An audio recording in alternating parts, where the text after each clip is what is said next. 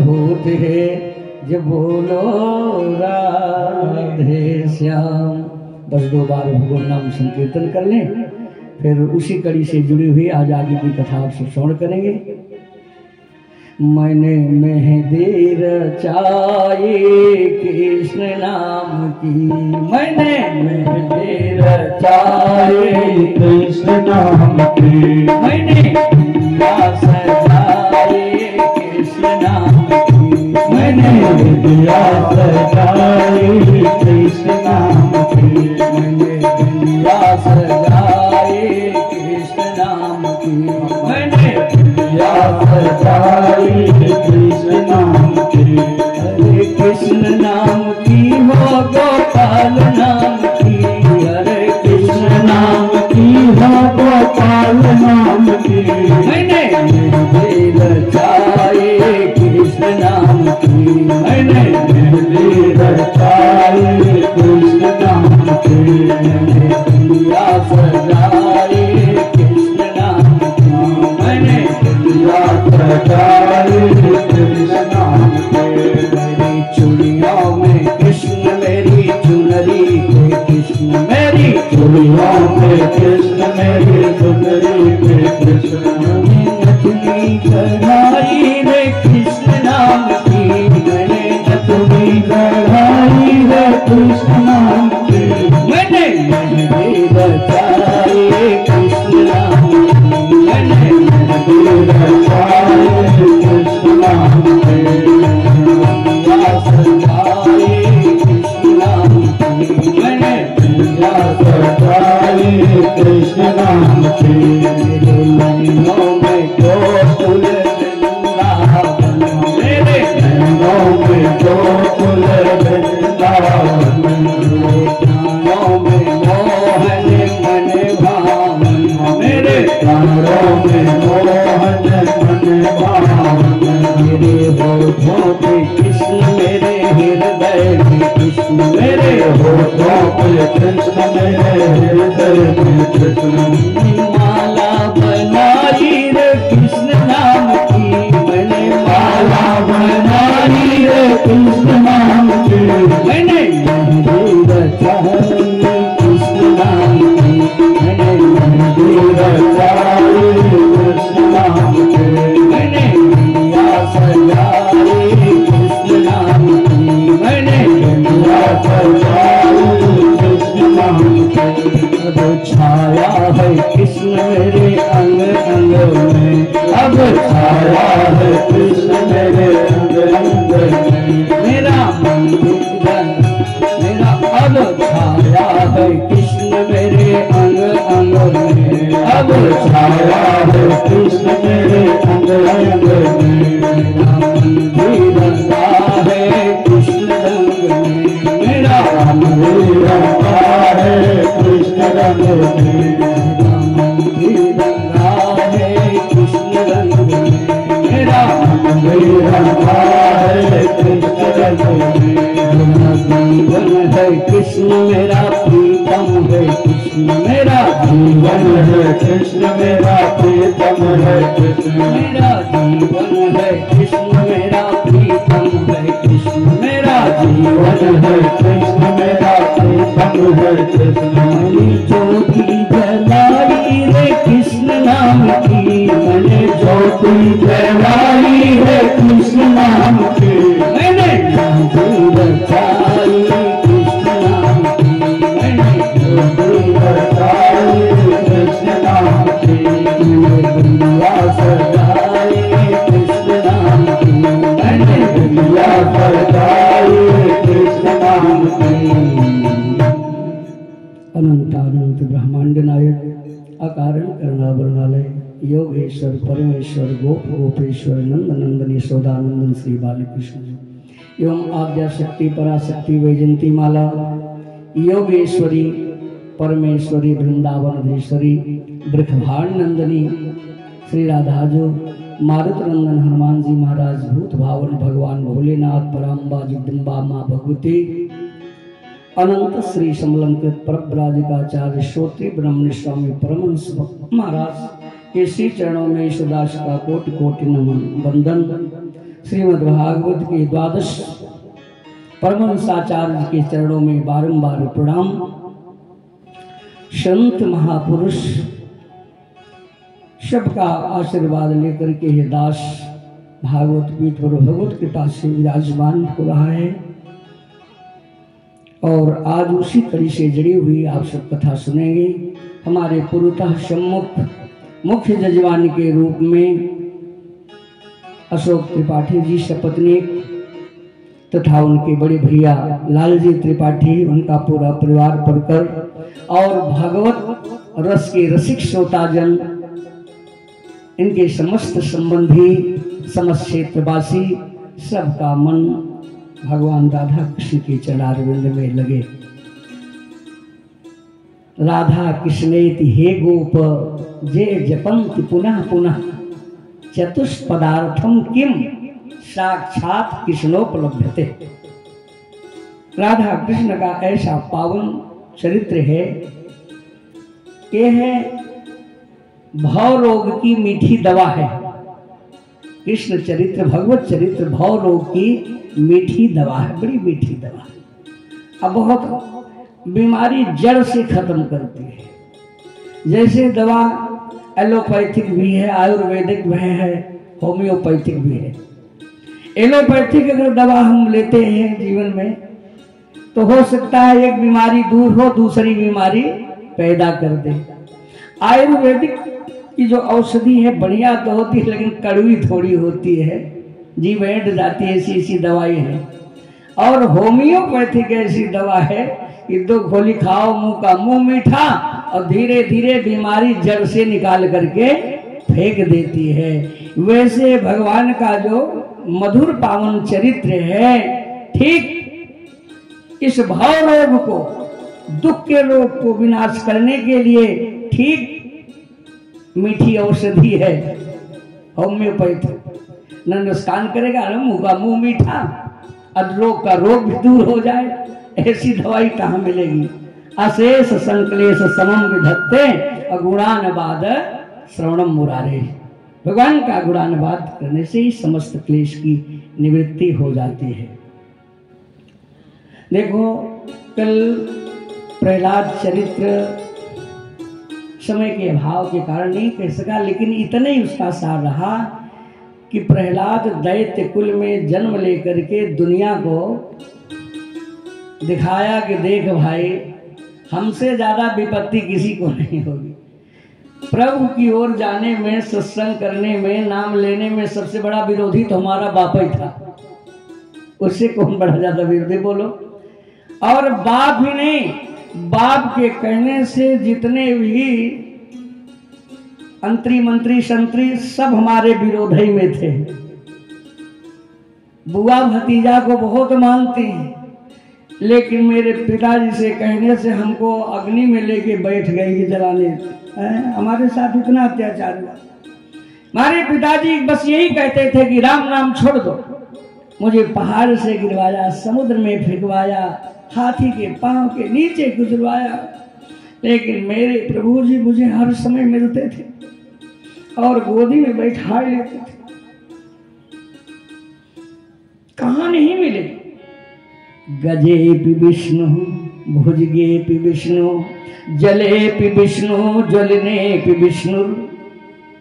जब गज हाथी के पांव के नीचे दबाए तो भगवान अपनी गोदिये में ले लिए और मुझे लगा कि मैं तो गोदी में सुरक्षित हूं और वो हाथी का पांव मेरे प्रभु के ऊपर पड़ा और प्रभु मेरे लिए उस हाथी के पांव के नीचे पड़े रहे और मुझे अपनी गोदी में बैठा के सुरक्षित। बोलो, ऐसा कोई दयालु होगा? भक्त का कष्ट भगवान सहते हैं।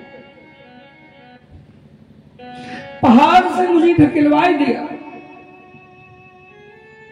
मेरे प्रभु गोदी में लेके बैठे हैं, हम सुरक्षित पड़े।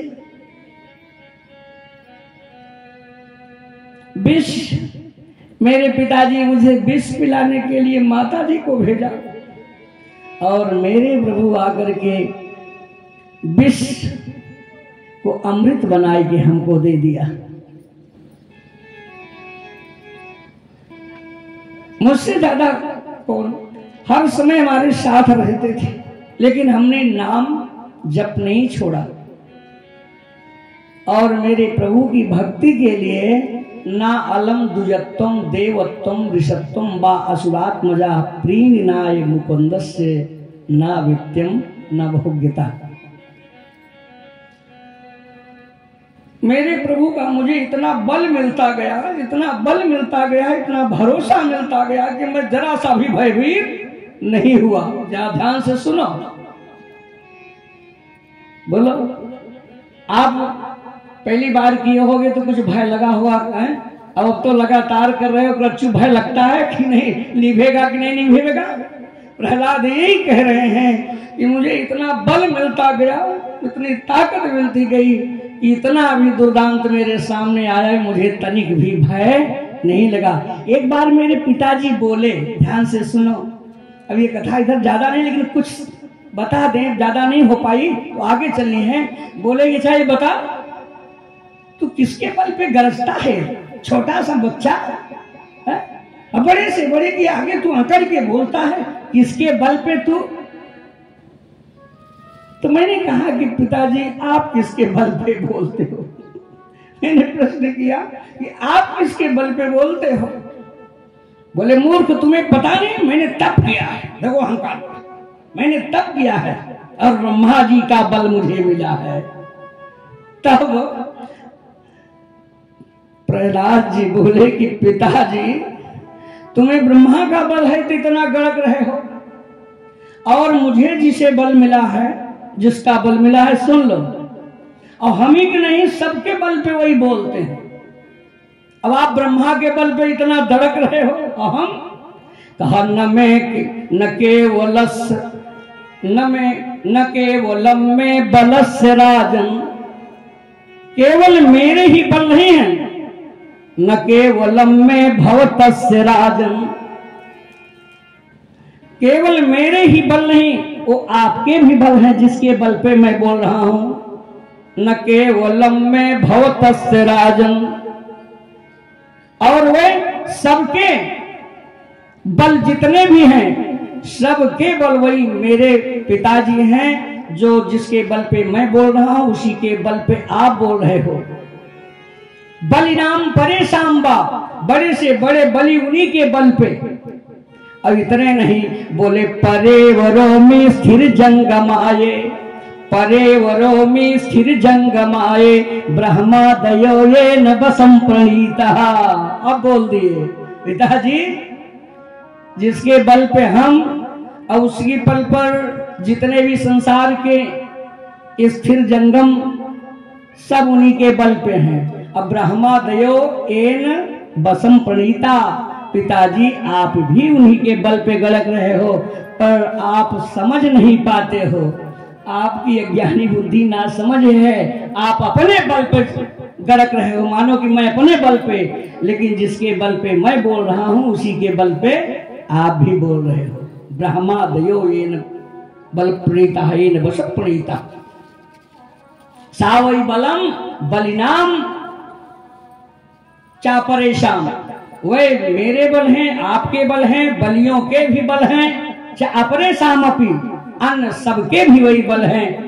परेवरों में स्थिर जंगमावे, ब्रह्मादयो ये नवस प्रणीता।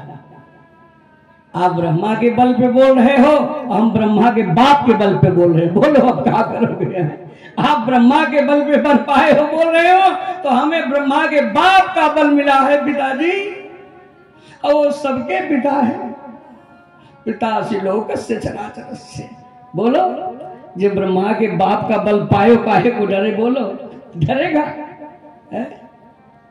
सैया भय कोतवाल हमें डर काहे का, जो ब्रह्मा के बाप का बल पाया हो वो किसी से डरने वाला नहीं है। अरे भगवान प्रहलाद को गोदी में लिए थे, सब डर रहे थे, स्तुति करने किसी की हिम्मत नहीं पड़ी। नरसिंह रूप देख करके प्रहलाद स्तुति किए तो भगवान के नेत्रों से झरझर झरझर पे मांसू गिरने लगे, और भगवान गोदी में गिर के बोले, अच्छा ये बताओ, बड़े बड़े देवता डर के मारे हमारे सामने नहीं पड़े जब हमारी भृगुटी टेढ़ हुई, और तू छोटा सा बच्चा छोटा सा बच्चा, अब तुझे डर नहीं लगा मेरे इस रूप को देख करके? अब मेरी गोदी में बैठा है, तू भी मुस्कुरा रहा है, डर नहीं लगे? प्रहलाद बोले, पिताजी क्या सिंह का बच्चा, सिंह के पास सब थोड़ी जाएंगे, हिम्मत पड़ेगी? और सिंह का बच्चा उसकी गर्दन पे दौड़ता है, पीठ पे उछल उछल कूदता है, क्या सिंह का बच्चा सिंह को डरता है क्या? और डरे, लेकिन सिंह का बच्चा सिंह को नहीं डरता। तो प्रभु जैसे सिंह का बच्चा सिंह को नहीं डरता, वैसे मैं आपका बच्चा हूं, बच्चा बाप की गोदी है, बहुत अधिकारी हो, दूसरे भाई उनसे मिलने से डरे। अब भाई अधिकारी का बेटा छोटा है बड़ा है, वो अधिकारी के पास जाने को थोड़ी डरेगा। अर्थात भक्त कभी भगवान के बिना नहीं रह पाता, और भगवान गुस्सा भी दिखाते हैं तो भक्त डरता नहीं ना। वो तो जानता है कि जो प्यार कर रहे हैं, दुलार कर रहे हैं, इतना पाले हैं पोले से, कभी गुस्सा ही करेंगे तो है, कभी डांट ही देंगे तो कौन सी बड़ी बात है। हाँ, भक्त सोचता है कहीं मुझसे गलती हो गई तभी हमको डांटता है, ठीक है ना? हाँ, जहाँ गलती हो गलती सुधार लो। और भगवान तो, और कहीं त्रुटि भी हो जाए, गलती भी हो जाए, तो भगवान उसको अपने भक्त की गलती सुधार लेते हैं, पूरा कर लेते हैं। कहीं कमी हो तो देर नहीं होने देते, ठीक है ना? जैसे अशोक समझ पाए कि नहीं? अभी समझ गए होंगे, 2:30 बजे समय है या विलंब हुए, अब कौन संभाला? व्यवस्था में कोई ऐसी बात आई कि आरती नहीं हुई, कि पूजा नहीं हुआ है? अब भले आपको कहो कि नहीं हमारे बड़े भैया, लेकिन सच बात है कि बड़े भैया लाल जी के रूप में स्वयं भगवान आए के यहाँ प्रकट हुए गए, और आकर के पूजा किया, आरती किया, दक्षिणा चढ़ाया, व्यास पूजन किया। आपके पूजा में रुकावट आई? भगवान कभी बिगड़ने नहीं देते हैं।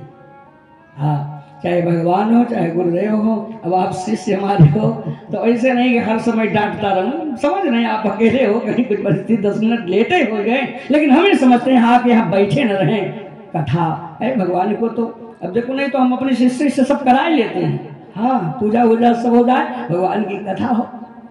जैसे हम वैसे आप, ये सबके लिए भगवान है, सबके भगवान हैं। तो आइए, अब प्रहलाद को भगवान ने कहा कि कुछ मुझसे मांग लो। प्रहलाद ने एक ही बात मांगा, जिस पिता ने मुझे इतना सताया, जिस पिता ने मुझे इतना सताया। संबंध क्या है? पिता पुत्र का है, बहुत प्रकार संबंध है पिता पुत्र का। भले हमें सताए हो, ध्यान से सुनो हमारी बात, लेकिन ऐसे भी पिता के प्रति अगर मैंने कभी भी ईर्षा न की हो, उनसे जलन न की हो, कभी भी उनसे नाराज न हुआ हुआ, वो जैसा कि उसको प्रसाद मान करके मैं स्वीकार किया हूं, तो मेरे पिता की दुर्गति न हो, सदगति हो। ध्यान से सुनो अशोक जी भैया, ये केवल कहानी नहीं सुना रहे, ऐसे ऐसे प्रसंग आते हैं कि अगर इंसान है तो दिल पे चोट लगती है। ये संबंध है, पिता पुत्र का संबंध, भाई भाई का संबंध, पारिवारिक संबंध, रिश्तेदारों का संबंध, संबंध होता है, ठीक है? और संबंधों में कभी चोट भी सहनी पड़ती है, कभी सुननी भी पड़ती है। और क्या उससे हम संबंध तोड़ दें? समझ गए कि नहीं? समझ गए। और आपसे बताऊं, आज खुशी हम यही, ऐसा नहीं जब मन प्रसन्न होता है तो सब कह देते हैं। हम और अशोक ऐसे बैठे थे यार, रोज बैठते हैं, इनको इनके मुंह से निकल गया, इतने प्रसन्न थे।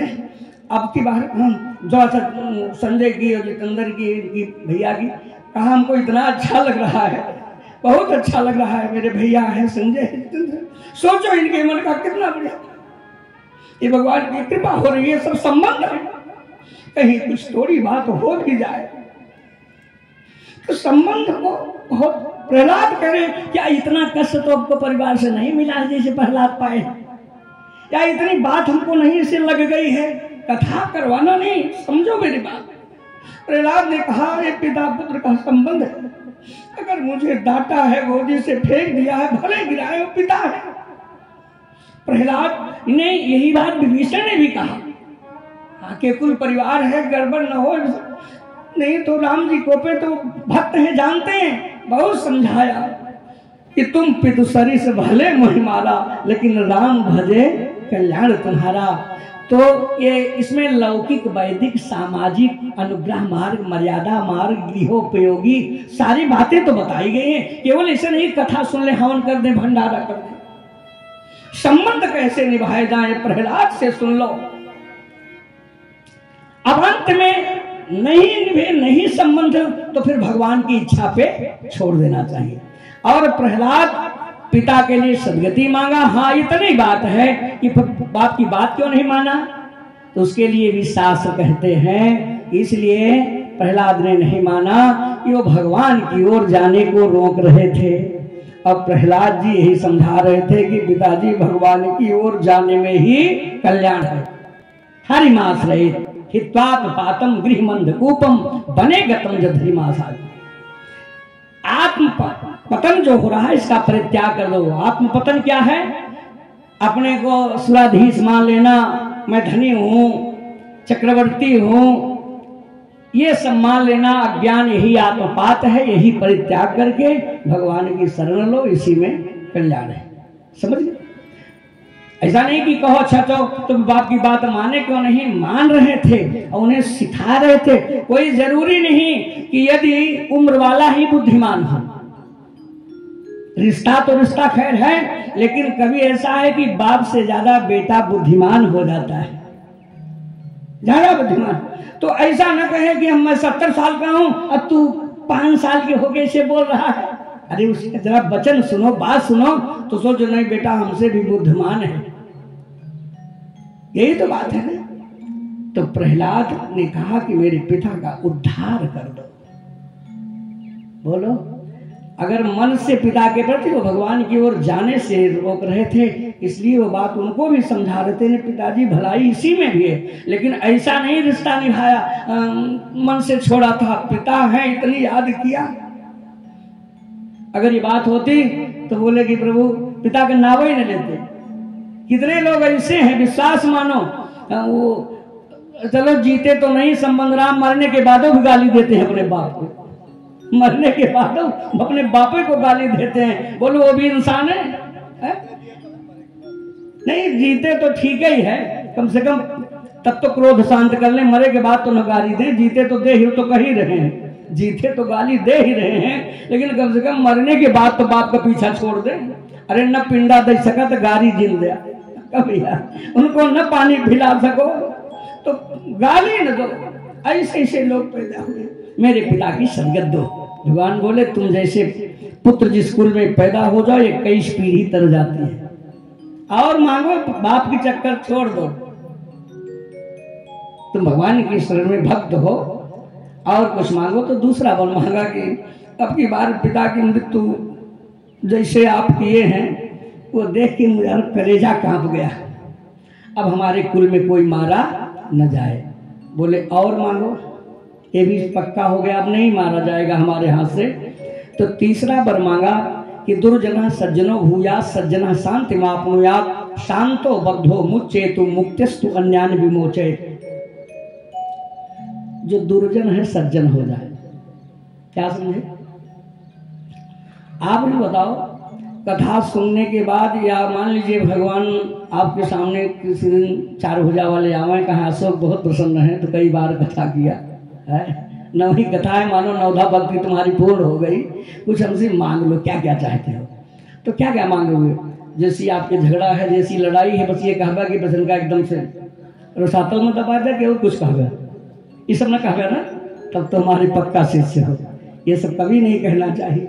यदि भगवान आ जाए तो सच्चाई ये कह दो कि जो इतने दिन से काम नहीं बना, समाज वाले नहीं बना पाए, घर वाले नहीं पाए, मैं खुद नहीं बना पाया, जो इतना मधुर संबंध बिगड़ा है, तो आपको कहना चाहिए अगर समाज ही मांग रहे हो तो, वरना तो कुछ मांगो, मुक्ति मांगो, सब मांगो। लेकिन अगर ये भी मांग रहे हो तो ऐसे कह दो कि प्रभु जो लोग बिगड़ चुके हैं वो अभी सुधर जाए, ऐसा कहो।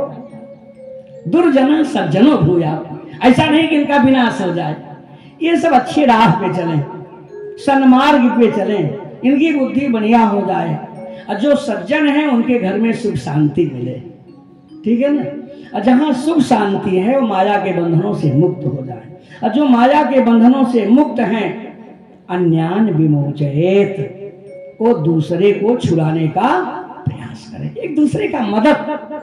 क्या समझे? हम खा रहे हैं तो कोई भूखा मर रहा है तो उसे भी खिलाए दे। अगर हम मुक्त हैं तो कोई छटपटा रहा है, बंधा है, तो उसका भी रस्सी खोल दें। यही है ना, यही मानवता है। तो प्रहलाद ने यही बात मांगी। तो भगवान ने कहा अच्छा 3 बार हमने कहा कि अपने लिए कुछ मांगो।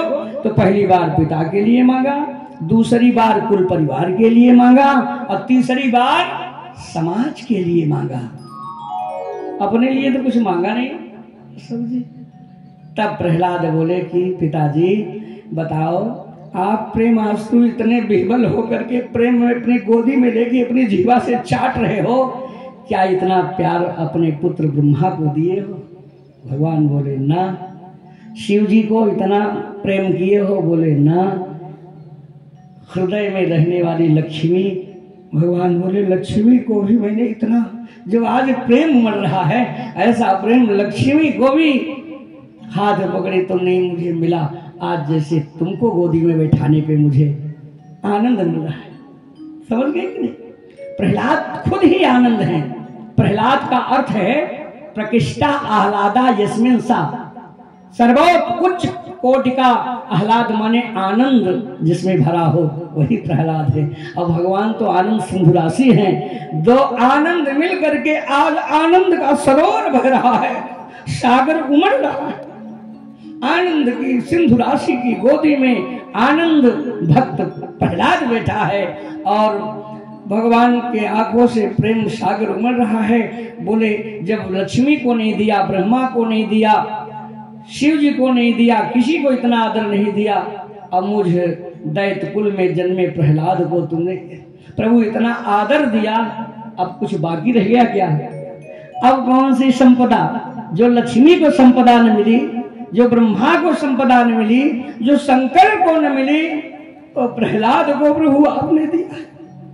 और फिर यही वर मांगा कि कामा नाम ही सर्वोहम भवतस्तु विनय बरम।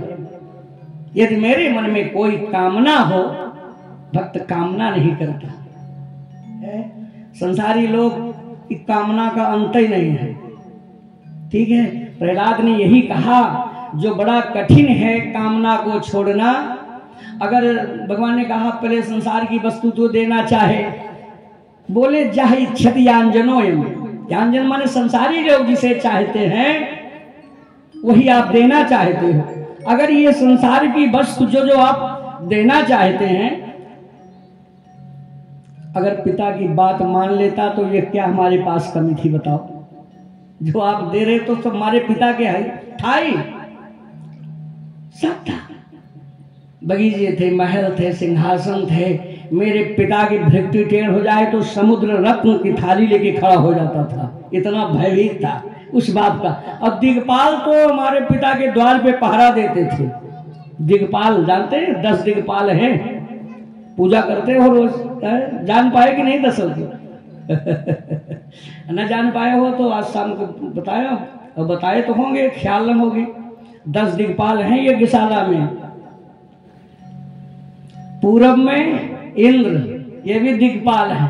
बोलो, इतना भय उसका था कि इंद्र खड़े हो गए चौकीदार यहां पर, और उन्हीं का मैं बेटा हूं।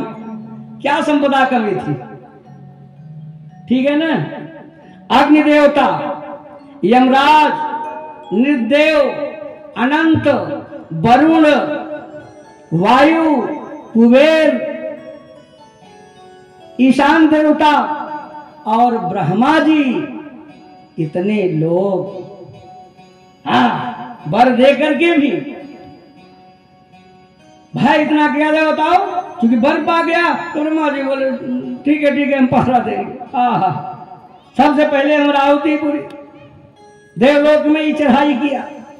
कहा अगर आप जो देना चाहते हो, जह इच्छत यांजनोयम, जिसकी इच्छा संसारी लोग करते हैं। कब?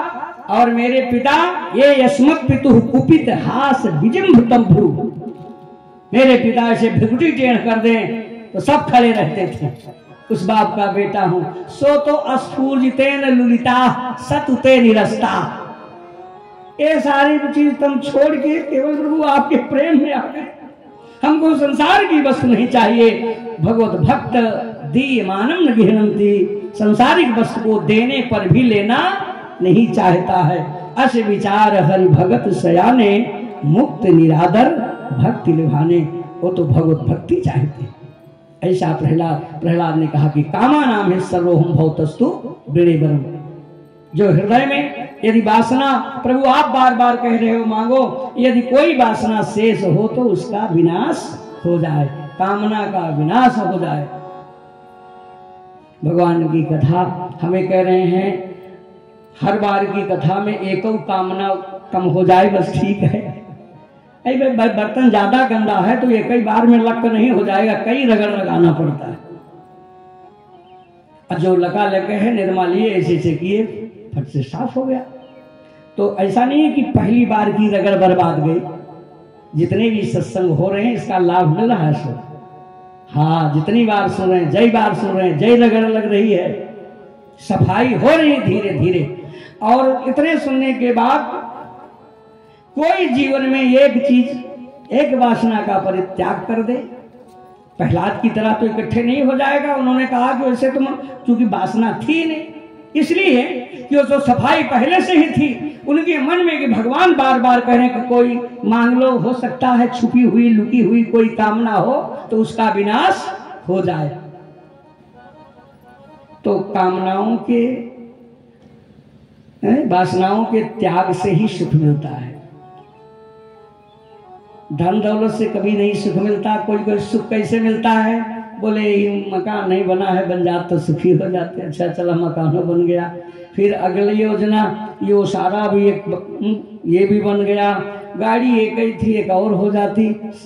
बताओ सुखी हो रहे हो? इतना इतना होता जा रहा है, कहाँ सुखी हम हो जा रहे हैं? धन दौलत से कोई सुखी नहीं है। सुख, शास्त्र कहता है कि सुख तो त्याग में है, त्याग में।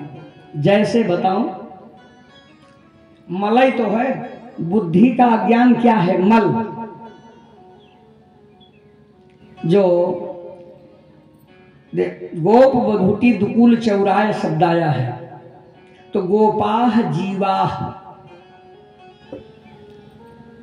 अतेषाम बधूटयः बुद्धयः। तेषाम माने गोप रूपी जीव की बुद्धि का, बधूटयः बुद्धयः अत्तासाम आवरणान अज्ञानान।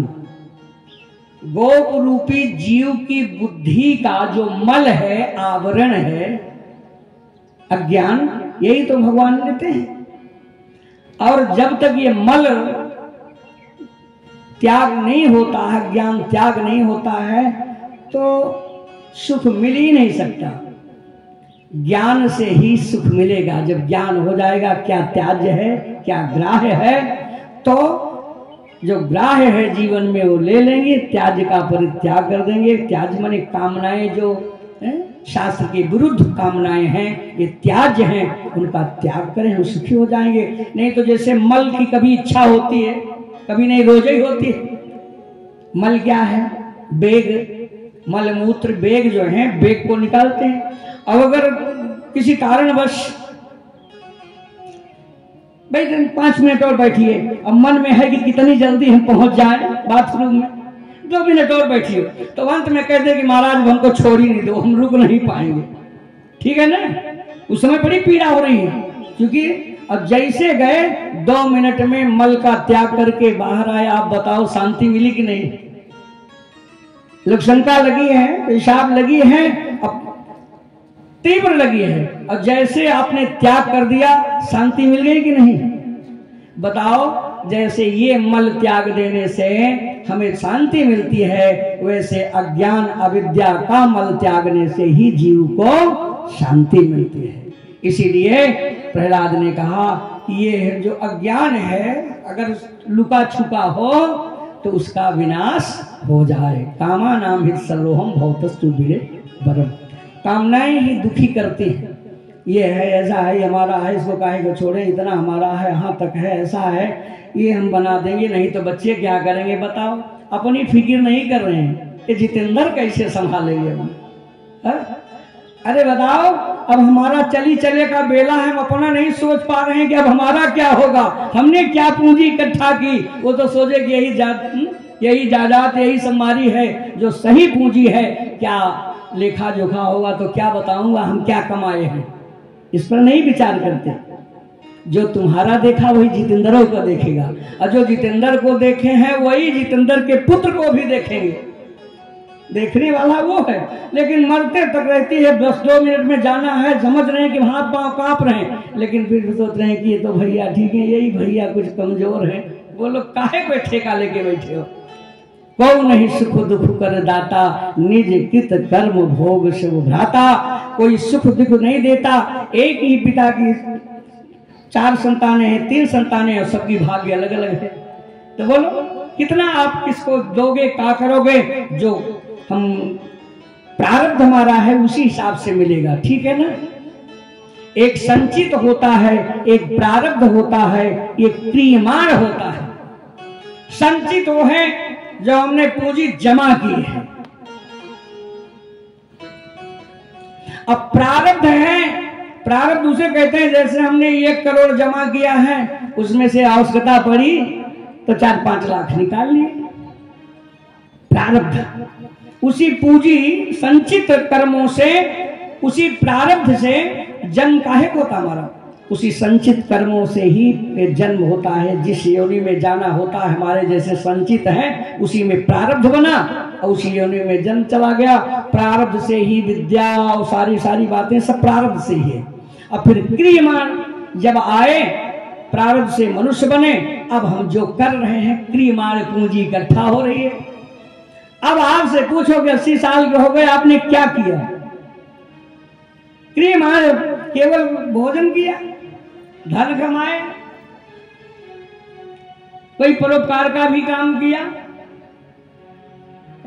ये तो बाल बच्चों के लिए, परिवार के लिए तो सभी करता है। केवल संसार में प्रश्न उठता है, केवल इसीलिए आए हो, कमाए कराए, बना ले, धनी हो जाए, कितना जमा कर दे, केवल इसीलिए हम आए थे, खाने पीने के लिए, मौज करने के लिए, कि और कुछ हमारा कर्तव्य था, ड्यूटी थी। यही तो आज 4 दिन से बता रहे हैं कि ड्यूटी तुम्हारा लक्ष्य है, जीवस्य तत्व जिज्ञासा। ड्यूटी थी तो उस परम तत्व की प्राप्ति, और कुछ नहीं, परम तत्व को बिल्कुल भूल गया। जो असत है, अज्ञान है, कूड़ा बटोरना हम शुरू कर दिए, सब है। महाराज ऐसी बात नहीं, कूड़ा इसलिए है, आप कहो कि धन दौलत कूड़ा है, कूड़ा नहीं, ठीक है, जीवन गाड़ी जिससे चले उसके लिए खाओ पियो खिलाओ सब कुछ करो, लेकिन यह कूड़ा इसलिए कहा जाता है कि अनित्यानि सर्वाणि विभुम नहीं शासिता। ये अनित वस्तुएं, क्योंकि जीवन क्षणभंगुर है, शरीर छूटेगी, आत्मा तो वैसे ही रहेगी, ये तुम्हारे साथ जाएगा नहीं, इसलिए कूड़ा है। जो अपने काम ना हो वो किस काम का? ऐसे करते हैं कभी कभी छटनी नहीं होती, देखो आज सब निकालो, छटनी होती है, तो जो अपने काम का है निकाल लेते हैं और छटनी करके बोले इसे फेंकाओ, यही है। तो छटनी जब होगी तो आपके साथ क्या जाएगा? धर्मानुगो गच्छति एक जीवा। आपका किया हुआ जो सत है, धर्म है, क्रियमाण का अच्छा कर्म है, वही निकाल लेंगे, बाकी सब। अब एक थोड़े बोलेगी कई तल्ला बनवाए हो, ये भी जोड़े किया तो आपने, ये सब कुछ है, मकान बनवाया, फैक्ट्री चलाया और ये सब किया, लेकिन इसका एक, हाँ ठीक है कि नहीं भैया मिश्रा जी? किया तो आपने बहुत कुछ है, नौकरी किया रिटायर होने के बाद, हाँ महाराज बैठको तो भी नए बना, वो दिन गया दिखाया, टाइल्स वाइल्स लगा है, लेकिन इसका एक लेखा जोखा नहीं होगा कि रुद्र प्रताप जी ने टाइल्स अभी नया बैठका लगवाया, खूब समाज वालों से मिला, आपसे सही जब छटनी करेंगे तो सब छांट के निकाल दे, सब बेकार है, कूड़ा है। अब समझ गए कि नहीं? छटनी के समय ये सब कूड़ा हो जाएंगे। धर्मानुगो गच्छति एक जीवा, वही आपके साथ जाएगा। बात समझ गए कि नहीं? इसलिए, और ऐसा नहीं भैया, ये कह देना आसान है, आप कहो महाराज कूड़े ही है तो आप काहे को बटोर के लेके जाते हो? प्रश्न तो कर सकते हो ना। प्रश्न करने में तो सभी तेज होता है, लेकिन हमारे क्या हम अलग नहीं मेरे भैया। कि धीरे धीरे भगवान करें ऐसी बुद्धि आवे कि ठीक है यहाँ जब तक है भाई, अब इन्हें से छटनी कर देंगे तो क्या खाएंगे पिएंगे, खाओ पियो, लेकिन जो जाने वाली है आपके साथ छटनी में जब हो तो कुछ तो हमारे साथ मिलेगी इतना, और नहीं तो जब जीरो सब छांट के ही चला जाएगा, हमारे लिए कुछ नहीं बचेगा तो मुंह लटकाएगा। यहाँ तो खुशी हो रहे हैं, और वहां जब सब छटनी हो जाएगी मेरे लिए कुछ नहीं बचेगा तो मुंह हमारा लटक जाएगा। क्यों, ये दुखी हो जाओगे नहीं? होता है कि नहीं? हाँ, तो बोली भागवत भगवान की जय हो। परीक्षित बोले कि गुरुदेव समुद्र मंथन की कथा मुझे आप श्रवण कराओ। तो सुखदेव जी वर्णन करते हैं कि एक बार इंद्र जो हैं हाथी पे चढ़ के जा रहे थे, मार्ग में दुर्वासा जी मिले, तो सोचे कि देवराज इंद्र जा रहे हैं, इनका हम सम्मान कर दें। तो भगवान की चढ़ाई हुई माला सुंदर तुलसी उलसी लगी थी, तो देखे ये बढ़िया माला, बोले इसी माला से इनका सम्मान कर दें। तो इंद्र के गले में दुर्वासा जी माला डाल दिया।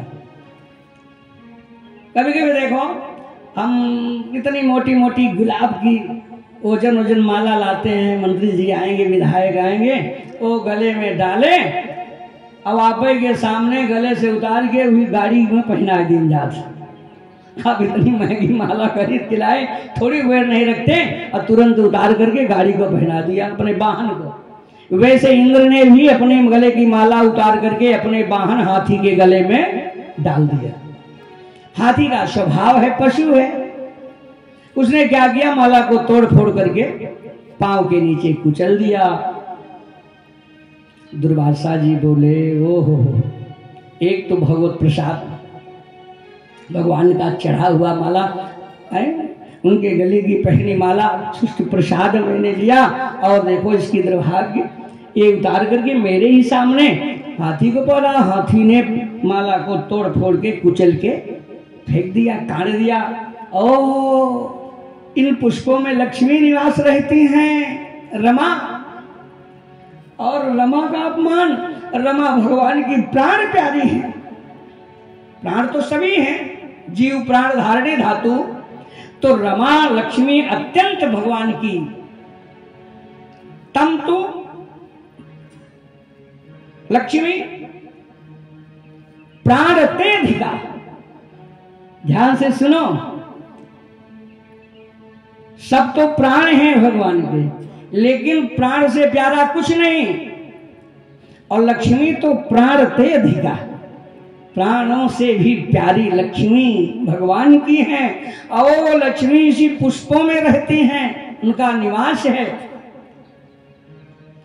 इनका आसन है। पद्मा माने लक्ष्मी, या पद्मासना, लक्ष्मी इसी में आसन करती हैं, निवास करती हैं, बैठती हैं। और तो पुष्प का अपमान करना केवल पुष्प का अपमान नहीं हुआ, लक्ष्मी बसत पुष्पेषु लक्ष्मी बसत पुष्करे सा में बसत वही नित्यम सौमनस्यम तथा स्तनः। लक्ष्मी पुष्पों में वास करती है, लक्ष्मी रमा रमापति के हृदय में निवास करती हैं। तो पुष्प का अपमान, लक्ष्मी का अपमान और रमापति का अपमान सही है। हम जिसको बड़े नाज से रखे हैं, एक गुरु जी का चेला है, बहुत खास है, गुरु जी के साथ ही रहता है, और हमारे ही सामने उस चेला का अपमान किया जाए तो हमें अच्छा लगेगा? सेवा कर रहा है, सब कुछ कर रहा है, और चेला का अपमान हो तो हमें अच्छा लगेगा? नहीं लगेगा। जो प्यारा है, तो अगर लक्ष्मी का अपमान होगा तो लक्ष्मी प्राणों से प्यारी भगवान को अच्छा लगेगा? तो भगवान का मान मर्दन, अरे अच्छा लगे या न लगे, जो मेरे चेला है, अब आप इतना हो गए और मेरे सामने चेला को आपने अपमानित किया, तो हमारा अपमान छोड़ा। तो आपको इतना तो पता ही है कि गुरु जी का चेला है, एक गुरु जी का है, इतना पता है और इतना जान के अपमान कर रहे, तो हमारा अपमान बाकी रह गया, अपमान तो मेरा भी। तो ये रमा का भी अपमान हुआ, रमापति का भी अपमान हुआ, पुष्पों का अपमान हुआ, और साथ साथ ये संत की दीमाला थी। आहा, क्या संत बचे क्या? अरे इंद्र जाओ, मैं श्राप देता हूं। थोड़ा क्रोधी महात्मा थे दुर्वासा। जाओ, पदच्युत हो जाओ, श्रीहीन हो जाओ, पद से गिर जाओ। ये बात जो है जब दैत्यों को पता चली तो अपने गुरुदेव से बात बताई कि इनको श्राप हो गया है। गुरुदेव कहते तो इस समय देवताओं पर हम चढ़ाई कर देते। हो क्या कहना है, मत चूको चौहान। गुरुजी ने आदेश दे दिया, तुरंत चढ़ाई करो। समय, हाँ समय अगर आवे तो उसका हाँ सदुपयोग कर लो। समय आवे तो सदुपयोग करो, और समय नहीं है तो प्रतीक्षा करो। समय का इंतजार करना पड़ता है, और समय आ जाएगा तो चूकना भी नहीं चाहिए। नहीं तो आज समय आया है, हम लापरवाही कर दिए, काम खो गया। तुरंत दैत्यों ने चढ़ाई कर दिया। अब तो श्रापित हो गए थे, संत का श्राप था, दैत्यों के सामने टिके नहीं, और देवता भागे भागे फिर रहे हैं। जाकर के हर शरण में वो भगवान की शरण में गए और उनके चरण पकड़ करके बोले कि रक्षा करो, त्राहिमाम त्राहिमाम। क्या हुआ बताओ, इंद्र काहे को गिड़गिड़ा रहे हो, क्या गलती किए? इंद्र लेकिन झूठ न बोलना। देखो मदद तभी होगी जब हम सत्यता जानेंगे, तभी मदद कर पाएंगे। इंद्र साफ साफ गिड़गिड़ा के बता दिए, बोले इसे हमसे हो गया। संत का अपराध तुमने किया, नहीं बचा पाऊंगा। देख ली, भगवान बोले कि तुमने संत का अपमान किया। बताओ, संत के दिए प्रसाद को तुमने ऐसा किया तो मैं नहीं बचा पाऊंगा। अब कई बार बचाऊं तुमको, एक बार हो तो हो, ठीक है ना? अरे तुमने अपने गुरु बृहस्पति को नहीं छोड़ा, गुरुदेव जी का अपमान किया है। इतना ना हो रंग चढ़ जाए धन का पद का। बताओ, बृहस्पति जी का अपमान कब किया जानते हैं?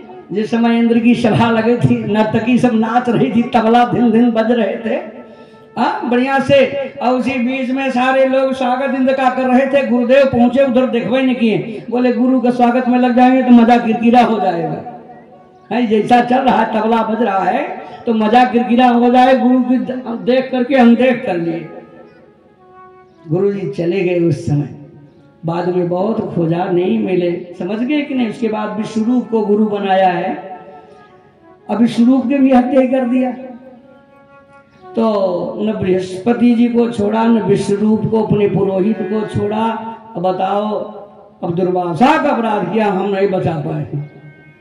गिड़गिड़ाने लगे। अच्छा चलो, शरण में आए हो तो भाई मैं तो स्वयं अहम भक्त पराधीना, मैं भक्त के पराधीन हूं, लेकिन एक काम करो, उपाय बताओ। भगवान बुद्धि बताते हैं। ददामि बुद्धि योगम तम, मैं उसको बुद्धि देता हूं जो बुद्धि लेना चाहता है। क्यों भैया? हम तो चाहते हैं भैया आओ किताब लेके बैठो पढ़ाओ, और तुम्हारे पास आईबे नहीं तो कैसे बुद्धि दे? बताओ। जो बुद्धि चाहता है, ददामि बुद्धि योगम तम, बुद्धि उसे दी जाती है जो लेना चाहता है। सलाह उसे दो जो आपकी सलाह को स्वीकार करे, और जो सलाह आप बहुत दे वो स्वीकार नहीं करेगा तो आप कूड़ा में फेंक दिए अपनी बाड़ी को। अपनी क्या मतलब? एक बुद्धि बची रहती किसी दूसरे के काम आती, और किसी बेवकूफ के प्रति बुद्धि खर्चा करना ही बेवकूफी है। जो आपकी बात न माने, आपका सम्मान न करे, तो ऐसे लोगों को सलाह भी नहीं देना चाहिए। यदि आवश्यकता हो, अगर बुद्धिया हो तो न दे, और कुछ कमी हो गई हो तो बुद्धि कुछ दे दे। गिड़गिड़ा के बोले नहीं, जरूर बुद्धि बताइए। तो कहा एक काम करो, बुद्धि बता दे रहे हैं, तुम लोग समुद्र मंथन करो, और समुद्र मंथन करके और उसमें से जो अमृत मिलेगा, हाँ वो पीलोगे तो शक्ति तुम्हारी जो कमजोर है ठीक हो जाएगी। तो बोले समुद्र मंथन कैसे करें? अकेले नहीं, अकेले तो नहीं होगा, उसमें दैत्यों को भी मिलाओ।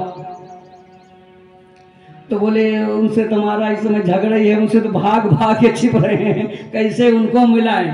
तो बोले देखो ना, अहिमूषक न्यायन, अहिमूषक न्यायन समझौता हो।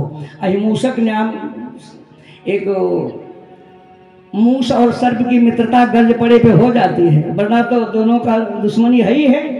तो अहिमूषक न्यायन से मित्रता करो, अर्थात गर्ज पड़ने पर दुश्मन का भी अगर चरण पकड़ना पड़े तो पकड़ लिया करो। हाँ, अहिंसक न्याय है। तो जाकर के उनसे मिलोगे, देखो भैया अब झगड़ा बहुत अच्छी बात नहीं है, काहे को हम आप झगड़ा करके मरे। अरे माँ दो हैं, बाप तो एक ही है। कश्यप की दो पत्नियां हैं, दिति और अदिति, दिति के दैत्य, अदिति के देवता। तो हम आप भाई भाई हैं, तो भाई भाई का झगड़ा अच्छा नहीं लगता। ये गर्ज है तब ऐसे कह रहे हैं, गर्ज नहीं होगी तो फिर समझौता खत्म। गर्ज है, आज जाए कि मिलो भाई, इसमें कोई बुराई नहीं है, पकड़ लो अरे भाई तो ही है, उनसे मिलो और कहो कि भाई चलो हम समुद्र मंथन करें मिलके, और दोनों भाई बांट के आधा आधा जो मिलेगा ले लेंगे, ये समझौता करो। तो ऐसा गए, निश्चित हो गया। अब मंदराचल पर्वत की मथानी, बांस की नाग की रस्सी, समुद्र मंथन हुआ। सुखदेव जी वर्णन करते हैं कि मध्यमानेशोद्र नया धारो ही आपो विशत। जब समुद्र मंथन हुआ तो बिना आधार के मंदराचल पर्वत डूब गया। देवता भगवान की शरण में गए, हरि शरणम ययुः, तो विलोक विघ्नेश विधिम तधेश्वर कृत्वा बपुः कच्छप रूपम अद्भुतम। तब भगवान कच्छप अवतार धारण करके समुद्र में प्रवेश कर गए और अपनी पीठ का आधार दे करके पर्वत ऊपर को उठा लिया। फिर समुद्र मंथन हुआ। जरा विचार करो, शरणागत को कभी भगवान ठुकराए नहीं।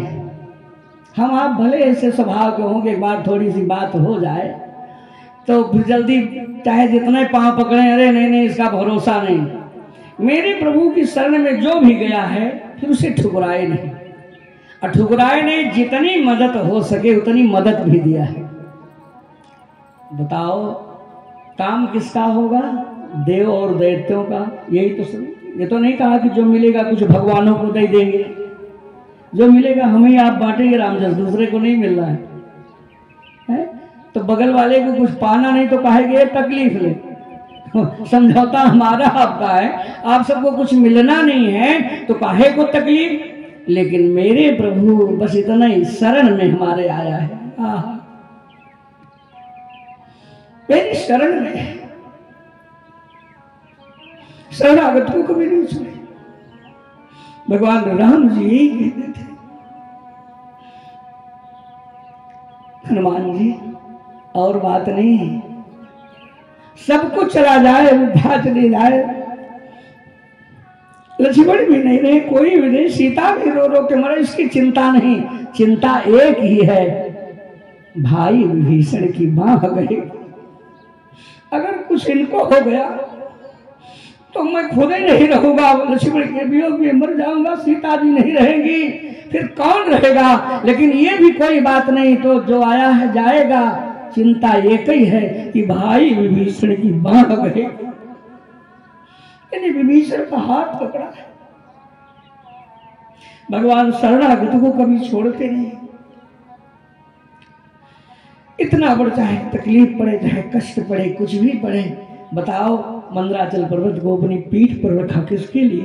भक्तों के लिए, जो शरण में गया उनके लिए पीठ पर रखा। और समुद्र मंथन हुआ, उसमें से सबसे पहले विष निकला। अब विष कौन ले?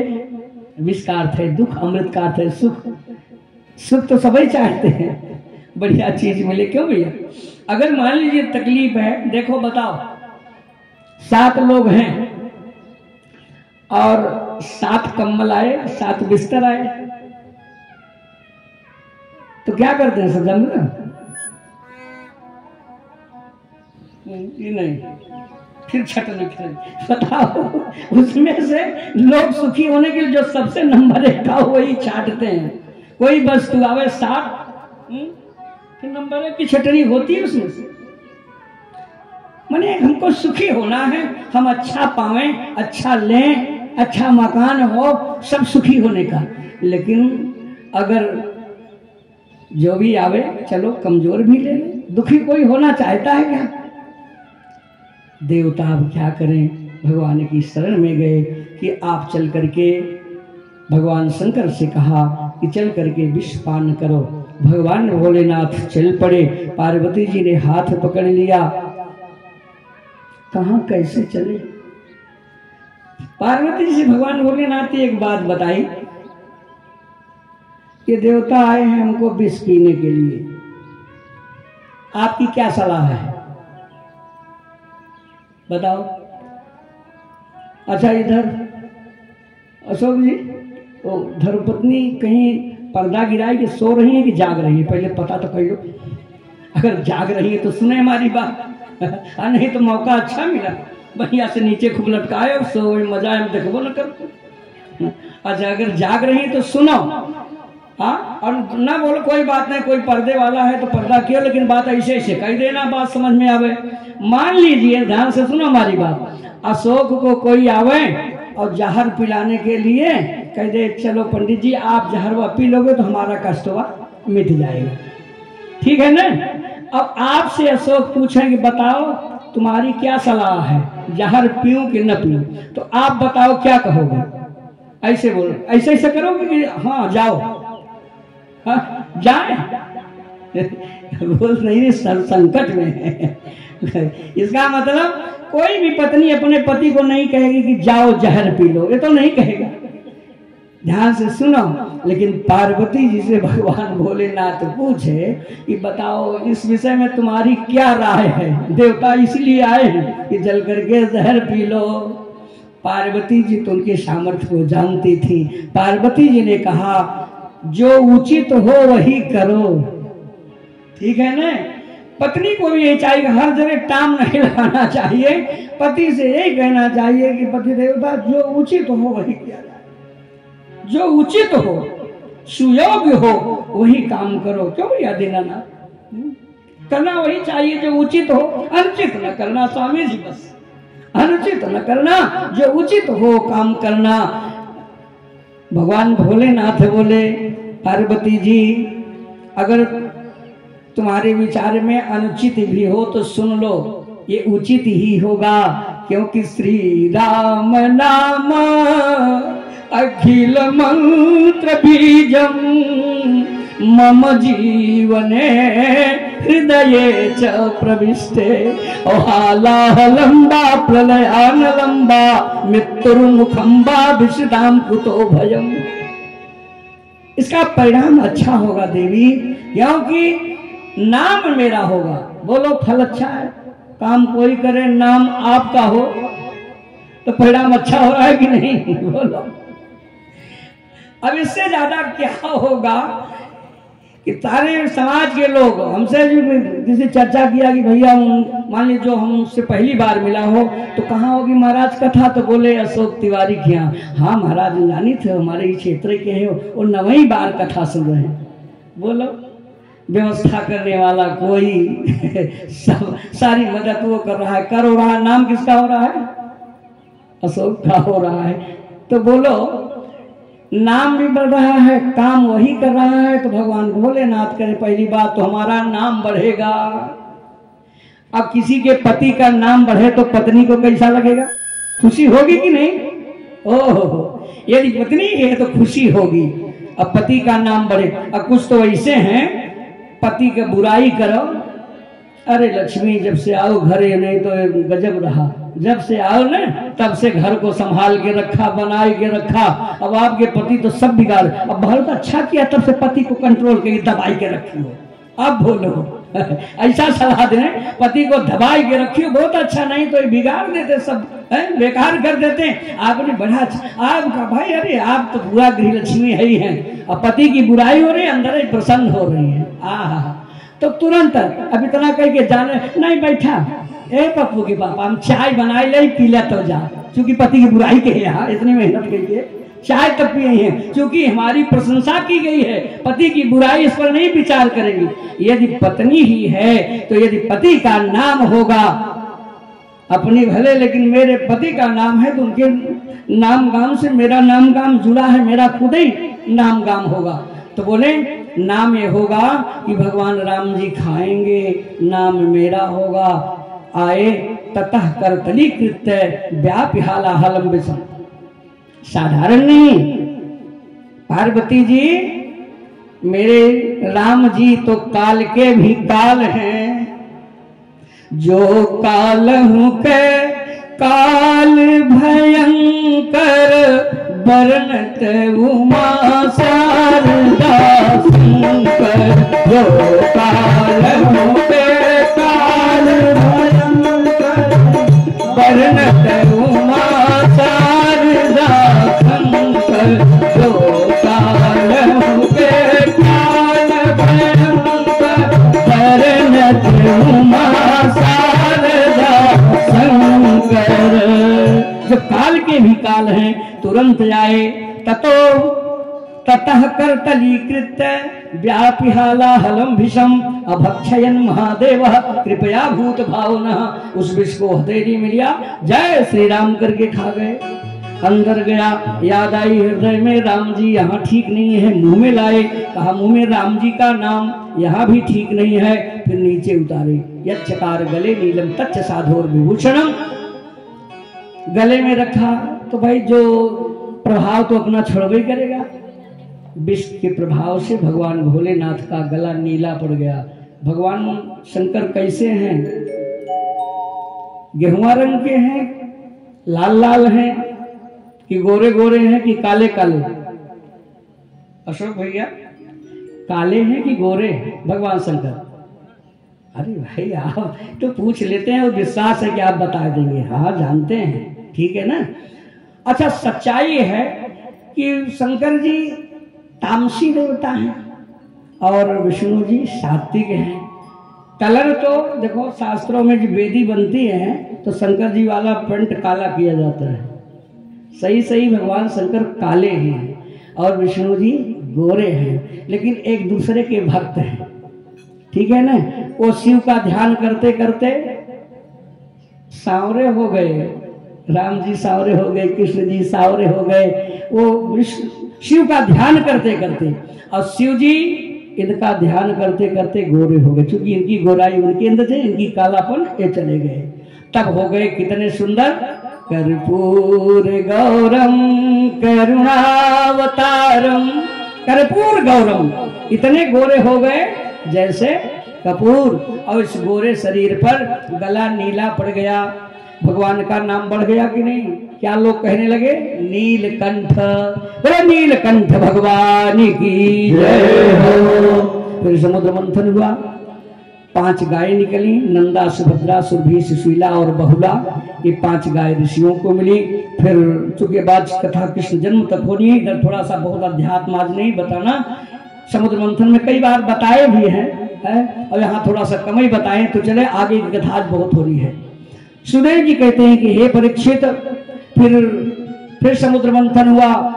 उच्चैश्रवा घोड़ा, ये पारी आई दैत्यों की।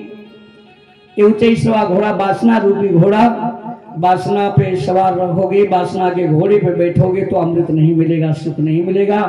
फिर दोबारा फिर मंथन हुआ तो कल्प वृक्ष, ऐरावत हाथी, अप्सरा, चंद्रमा, कौस्तुभ मणि आदि आज सब मिले। तो कल्प वृक्ष सीधे अपने आप स्वर्ग में चला गया। कौस्तुभ मणि भगवान के गले में जाई के रुकी। अप्सरा भी स्वर्ग में चली गई। चंद्रदेव सीधे भोलेनाथ के जाय के मस्तक पर, इसीलिए उन्हें चंद्रमौल कहा जाता है, शशि शेखर कहा जाता है। बोलो शशेखर भगवान की जय हो। चंद्रमौल भगवान की शोभा और बढ़ गई। तच्च साधोर विभूषणम, क्योंकि इन्होंने परोपकार किया था, परहित किया था, पर दुख को दूर करने के लिए दुख उठाया, इनकी शोभा बढ़ गई। शास्त्र कहता है, सुदेव जी कहते हैं तच्च साधोर विभूषणम। साधु शब्द यहाँ आया है शंकर जी के लिए। इनसे बड़ा संत, इनसे बड़ा वैष्णव, वैष्णवा नाम यथा शंभु, भागवत में आया 12 स्कंद में। शंकर जैसे कौन वैष्णव है, कौन संत है? सुखदेव जी कहते हैं शंकर जी की शोभा बढ़ गई। अब फिर समुद्र मंथन हुआ, बारणी मदिरा निकले, वो बारणी मदिरा दैत्य पिए। फिर समुद्र मंथन हुआ, लक्ष्मी जी बरमाला लिए निकले हाँ, इस 5 चीज में हाथी इंद्र को मिली। और हमें आप कई बार इस सिद्धांत को बताए हैं, हम आप हाथी की तरह संसार में वैसे मस्ती में चले, कोई कौन कह रहा है इस पर ध्यान नहीं देना चाहिए, समझ गए। हाथी जैसे मस्ती में जाती है, धूल उड़ाती है, किसी की परवाह करती है क्या? हाँ, अपने रंग में रहती है। तो अपने रंग में रहो, हाथी की तरह चलो। सुदेव जी कहते हैं कि हे राजा परीक्षित, तभी लक्ष्य मिलेगा, नहीं तो फिर घूम मुड़ के इधर उधर आप कोई कह रहा है लड़ाई झगड़ा में फंस जाओगे तो काम आपका रुक जाएगा। फिर अमृत का कलश लिए और बरमाला लिए लक्ष्मी निकली। लक्ष्मी ने संकल्प ले लिया कि बब्रे बरम सर्वगुणैरपेक्षितम रमा मुकुंदम निरपेक्षमीक्षितम, जो सर्वश्रेष्ठ होगा, सर्वश्रेष्ठ, उसी के गले में माला डालूंगी। संकल्प जो लिया वो समझ रही हैं कि नारायण से सर्वश्रेष्ठ और कौन ही है। वो परम पुरुष हैं, सर्वश्रेष्ठ हैं, परम हैं। और ये लक्ष्मी नारायण का एक नाटक था, इसलिए ऐसा संकल्प। एक बार लक्ष्मी जी के मन में आए, कहा कि दुनिया अपना बर्थडे मनावे, हमारी इच्छा है कि हम भी बर्थडे मनावे। तो नारायण बोले लक्ष्मी जी, हम तुम तो अनादि हैं, कोई पता ही नहीं है हो तिथि की, कोई तिथि पता नहीं है तो क्या मनाएं। लक्ष्मी फिर भी तुम्हारी प्रिया हो, तुम्हारी इच्छा है तो कुछ दिन समुद्र में निवास करो। एक दिन मैं समुद्र मंथन करवाऊंगा और जिस दिन समुद्र से तुम निकलोगी वही तिथि बर्थडे की तुम्हारी खो जाएगी। तो ये तो आपस का नाटक था, समझौता था। ये तो आज के पति हैं, तो उन्होंने इसीलिए संकल्प लिया कि जो सर्वश्रेष्ठ, तो जानती हैं कि सर्वश्रेष्ठ मेरे पति हैं। लक्ष्मी जी ने अपने पति विष्णु को सर्वश्रेष्ठ समझ करके उनके गले में बब्रे परम सर्वगुणैरपेक्षितम रमा मुकुंदम निरपेक्ष, उनके गले में माला डाल दिया। लक्ष्मी जी माला डाल दिया। बोले लक्ष्मी नारायण भगवान की। आप लोग भी एक बार बोलो तो है? कई लोग बोले नहीं, अच्छा आप तो बोले, चलो कोई बात नहीं, आप बोले तो अच्छी बात है, लेकिन बोल दो, कल्याण है इसमें। बोलो लक्ष्मी नारायण भगवान की जय हो। देखो तो बहुत दूर हैं, उनकी जय सोचे कि उनको कौन हम देखें, कथई तो पंडित जी कह रहे हैं। और 4 देवता यही हैं, कौन कौन? मातृदेव भो, पितृदेव भो, आचार्य माने गुरुदेव भो। इन देवता को यहाँ तो परिचय है कोई नहीं पूछता। और नहीं तो सच बात बताऊं, देखो संख्या ज्यादा नहीं लेकिन जितनी है, अब आपसे पूछें, अच्छा बताओ सासू का चरण कितने लोग दबाते हैं? अगर सही भगवानों को सौगंध धराई दे, आधे जने हुई हैं।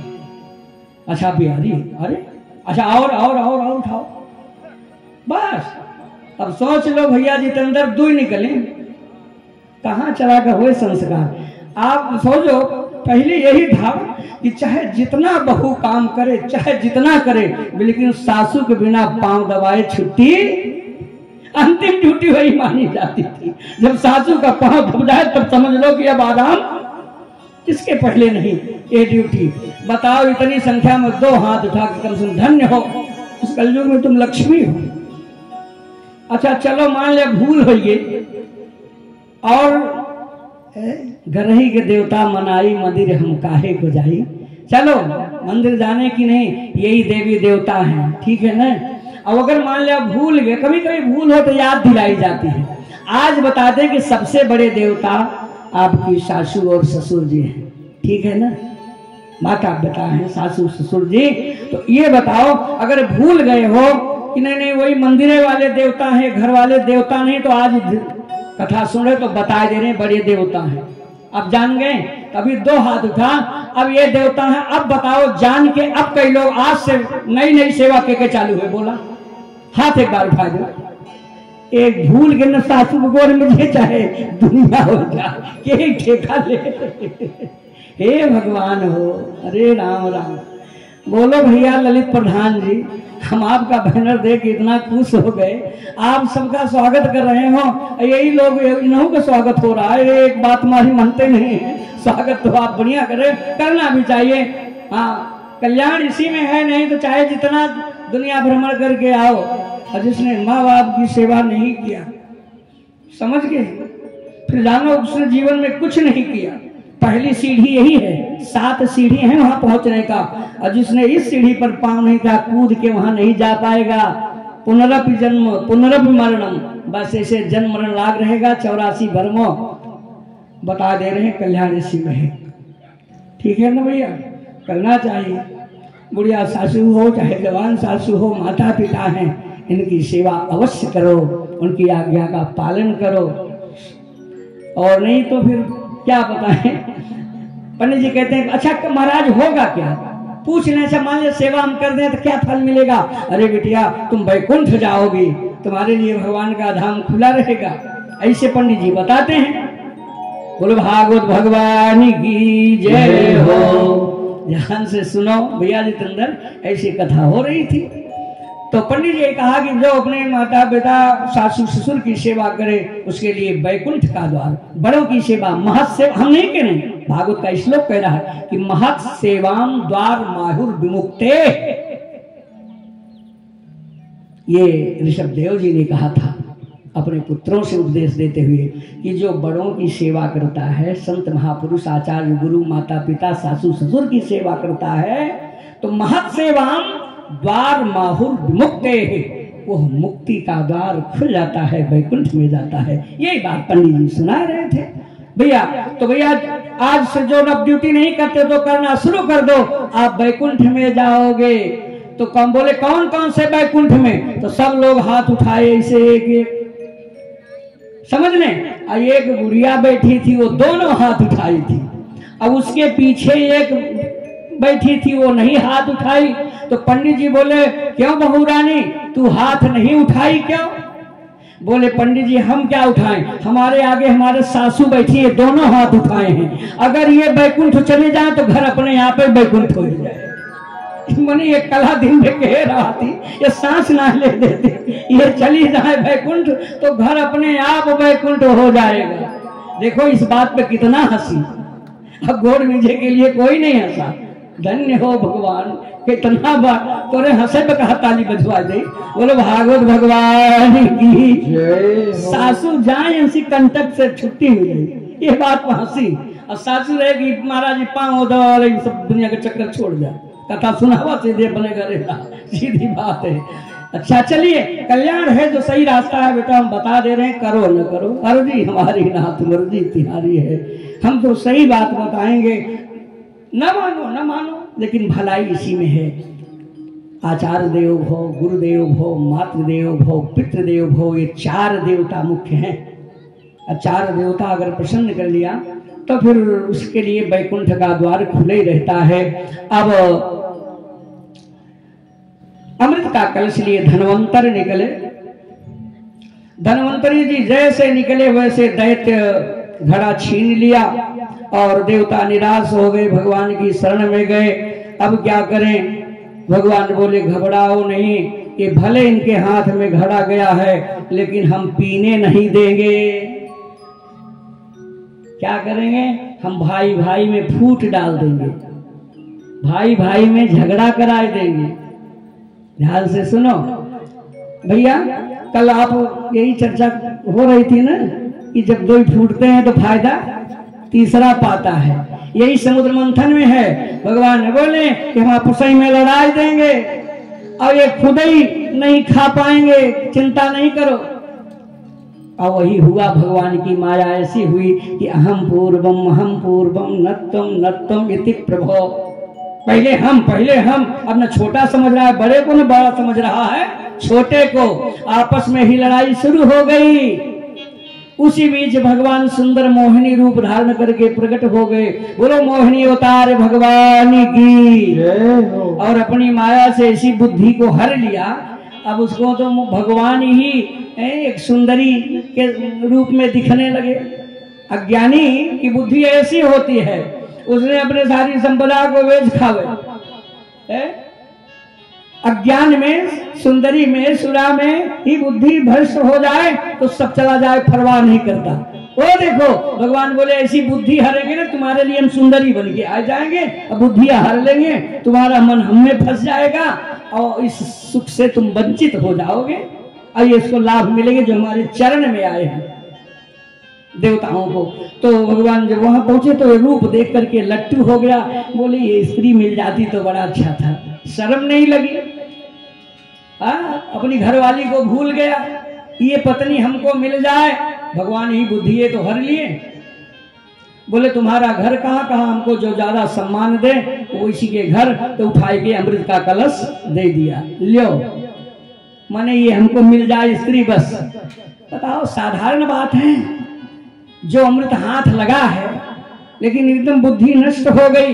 इस अमृत को पाने के लिए सारे देवदानों की शक्ति, अजित भगवान ने अपने पीठ पे पर्वत को धारण किया, ओ मेहनत करके पर्वत उखाड़े, कच्छप भगवान ने अपनी पीठ पे धारण किया, मोहिनी भगवान बंटवारा के लिए आ रहे, इतना सरल नहीं है। और धनवंतरी भगवान कलश लेके निकले, कई भगवान हो गए 4। अमृत हाथ लगते लगते देवताओं के 4 भगवान को आना पड़ा। 4 भगवान माने भगवान तो एक ही है, अर्थात 4 अवतार लेना पड़ा। भगवान के 4 अवतार हुए तब अमृत मिला। और यही अमृत लेकर के देवता परीक्षित को देने गए थे। देखो ध्यान से सुन लो, यदि स्वार्थी व्यक्ति कोई अपनी वस्तु जबरदस्ती आपको जब देना, नहीं नहीं लो महाराज ले लो ले लो, और जानते हो कि पक्का स्वार्थी है, कभी देने वाला नहीं, आज बिना मांगे दे रहा है, तो होशियार हो जाओ, जरूर इसमें कुछ दगल फसल है। ये मांगने पे नहीं, आज अपने आप देने को तैयार है, तो होशियार रहो। सुदेव जी होशियार हो गए थे। हे राम राम, ये वही देवता हैं जब गरुड़ को जरूरत थी अमृत की तो मरने मारने पे तैयार हो गए, नहीं दिया। आवाज बिना मांगे अमृत का कलश लेकर के आए हैं, और अमृत के कलश दे करके, अमृत दे करके कथामृत लेना चाहते थे, लेकिन सुखदेव जी ने उन देवताओं के अमृत को कांच की गोली समझा और भागवत कथामृत को हीरा समझा, उन्हें नहीं दिया। तो सोचो, जिसमें 5-5 भगवान का अवतार लेना पड़ा, सोई अमृत देवता ले आए, उसको कांच समझा। माने इतना आसान नहीं था, लेकिन भागवत कथा के आगे अशोक जी वो कांच की गोली ही है। जो भगवत चरित्र आपको सुनने को मिल रहा है, इतना साधारण बात नहीं है। देवताओं का अमृत अमृत देता है, और श्रीमद् भागवत अमृत अभयत्व देता है। देवताओं का अमृत पुण्य को छीण करता है, श्रीमद् भागवत का अमृत कल्मषापहम पाप को छीण करता है। ये बड़ा श्रेष्ठ है जो आपको मिल रहा है। तो तुरंत अमृत मिल गया। भगवान बोले कि एक काम करो, ये देवता भी मेहनत किए हैं, इनको भी थोड़ा सा बांट दो। ऊपर का पनिया माल गाढ़ा तो तुम्हारा, तुम तुम्हारी हो गई ना। लेकिन एक बात ये बताओ, पहले पसंद हम आपको हैं कि नहीं, ये तो पक्का हो जाए। अरे पूरा पसंद हो तो एक बार हमसे पूछ लो। बोले हम पसंद हैं तुम्हें? कहा बिल्कुल नहीं। जब पसंद ही नहीं तो कैसे विवाह होगा भाई? बिल्कुल नहीं पसंद ना। क्या कमी देख रहे? तब तक कह दिया वो दैत्य, अरे ऐसे गिरे खानदान को हमको न समझो, अच्छा कुल खानदान, अरे बाबा कश्यप के खानदान के हैं। तब तो भगवान बोले ओहो, बाबा कश्यप के खानदान के इतने नालायक निकल गए। अरे उनका तो बड़ा नाम गांव में सुना, उन्हीं के परिवार के हो, नाती लगते हो कि बेटे? देखो कितनी बेइज्जती कर रहे हैं, इतने नालायक निकल गए इस परिवार में। अरे राम राम राम, इतनी बुद्धि है गई। बाबा कश्यप का कितना बड़ा नाम। बोले हम तुम्हें गंवार लग रहे हैं? ऐसा नहीं है, हम भी पढ़े लिखे हैं। क्या पढ़े लिखे हो? तनिक बुद्धि है नहीं, कोई दिख नहीं रहा कि आप पढ़े लिखे रहो, जिसके पास इतनी बुद्धि न हो। बताओ। अरे राम राम राम, तुम्हें कौन कहा है कि बुद्धिमान हो? बताओ, अमृत के लिए तुम आपस में लड़ झगड़ करके मर जा रहे हो, सगे भाई। हमारा तुम्हारा कोई परिचय नहीं। स्त्री पर तो वैसे नहीं भरोसा करना चाहिए। और दूसरी हम तो देखो, हम तो टहल रहे हैं, स्वच्छंद हूं, और जो हमको ज्यादा सम्मान दे वही परदेसी मेरा, वही परदेसी मेरा। मैंने कुलटा हूं। कुलटा माने कुलम अटतीत इत कुलटा, जो एक कुल को छोड़ करके दूसरे कुल में जब चाहे जो ज्यादा मालदार पति मिले उसी के घर में, तिनका कोई धर्म है? तो जिसका न कोई धर्म है न कोई रास्ता है, हम जैसी उल्टा स्त्रियों पर इतना बड़ा विश्वास कौन कह रहा है? भगवान कह रहे हैं। बुद्धिया तो हर लिया। अब भाई भाई तुम आपस में लड़के मर जा रहे हो, शर्म नहीं लगती? इतने गए गुजरे खानदान के हो गए हो। अरे राम राम, बाबा कश्यप का नाम बोल दिया तुम लोगों ने। ये केवल कहानी नहीं, इस पर विचार किया जाए। जब भाई भाई आपस में लड़ोगे, कलह पैदा करोगे, तो दुनिया कहेगी कि नालायक परिवार हो गया है? और कुछ लोग आज भी हैं महाराज, ऐसे कहते हैं कि महाराज अभी हमारा 40 लोगों का 50 लोगों का परिवार है, लेकिन रोटी एक ही जगह मिलती है। शायद आपको कह रहे थे क्या? सही है कि कहानी कह रहे हैं? सही है, धन्य हो। तो ठीक है, आपको विश्वास कर लिया, यही है सतयुग। दो ही 4 लोगों का परिवार, सबसे पहले रोटी अलग होती है, कौन इतनी मेहनत करे? जरा विचार करो, आप लोग कितने अच्छे। अरे राम राम राम, भाई भाई आपस में लड़के मर जा रहे हो, और हम कैसे मान लें कि आप बाबा कश्यप के खानदान के हो, बहुत बुद्धिमान हो? तब तो सोचे ये तो मोहिनी गई हाथ से, कान पकड़ के लगे उठे, नहीं नहीं आज से हम लड़ाई नहीं लड़ेंगे। एक गरज के कान पकड़ रहे हैं, इनकी अकल जल्दी ठीक नहीं होगी। कान पकड़े, आज से लड़ाई नहीं लड़े, जैसे कहो वैसे करो। तो हम कह रहे हैं कि देखो फिर समझौता ये है, अब ठीक हो जाओ, आपस में लड़ो, और देवता को अमृत थोड़ा पिला ले, भी मेहनत की है, पिला दो। सोचे कि ना कर दें तो फिर नाराज हो जाए मोहिनी। देवता से कहा बैठो। देवता बैठ गए, लगे पिलाने, और आधे से ज्यादा चला गया तो दे दे तो सोचे कि बोले पनिया माल हम देंगे, ये तो कहाँ तक पनिया है, नीचे तक पनिया है। फिर जब सूर्य चंद्रमा को पिलाने लगे तो राहु से न रहा गया, जाकर के सूर्य चंद्रमा के बीच में बैठ गया। भगवान ने राहु को भी अमृत पिलाया, लेकिन ज्ञान चक्र दर्शन से राहु का सिर काट लिया। किसी ने प्रश्न किया, जब सिर ही काटना था तो काहे को पिलाए? वो तो अंतर्जामी है, जान रहे थे, तो काहे को न पिलाते? जानते रहे कि दैत्य था, वो तो अंतर्जामी है। बोले सब जानते थे, लेकिन फिर इस क्यों पिलाया? कहा इसलिए पिलाया, भगवान ने ही शास्त्र बनाया है, और शास्त्र की मर्यादा वो कैसे बिगाड़े? एक ही पंक्ति में बैठे हो कोई, मान लीजिए एक साथ रसोई में आपका आगे दामाद जी, आपके दामाद हैं, और दामाद का नौकर गाड़ी चलाने वाला ड्राइवर भी है, और भोजन का समय है, फिर जाने वाले हैं मान लीजिए, तो भोजन का समय है, चौके पे उठा दिया आपने, ठीक? तो क्या ड्राइवर की थाली में कुछ दूसरा आइटम, दामाद की थाली में दूसरा होगा? एक साथ उठे हैं तो जरा सा भी भेद नहीं होना चाहिए। अगर 2 चम्मच घी दामाद वाले में पड़ा है तो ड्राइवर वाले में 1 डालोगे 2। लेकिन सासू तो मैगर होती, दामाद के हम कुछ जरूर ज्यादा टेढ़ पे दे दामाद वाले में कुछ ज्यादा टेढ़ा हो जाता है। तो कुछ लोग पहचान ही बताते हैं कि अगर सासू जी घी परोसने लगे और 10 लोग बैठे हो, तो जिस थाली में ज्यादा गिरे तो पक्का जानो कि दामाद जी की थाली में ज्यादा गिर रही है। तो लेकिन वहां पक्षपात हो जाता है। पंक्ति भेदिश भवेत कर्णः, पात में भात करने पर फिर नेत्र से भगवान कहते हैं फिर अब की बार जो छीन रहे हो फिर आंखें नहीं देंगे।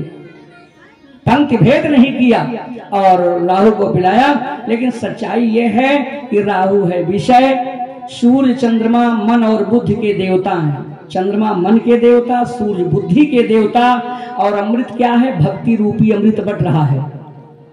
यदि भक्ति में दिखावा हो, मन बुद्ध से भक्ति न हो, मन बुद्ध से भक्ति नहीं है, दिखावा भक्ति है, तो राहु आएगा तो अटैक कर जाएगा, विफल कर देगा। राहु माने विषय। अब अगर मन बुद्ध से हम सही चल रहे हैं, कोई भी अटैक होगा गड़बड़, तो वो स्वयं ध्वस्त हो जाएगा और आपका कार्य रुकेगा नहीं। विषय ध्वस्त हो गया और जब तक विषय नहीं मरेगा तब तक परमात्मा प्रकट नहीं होगा।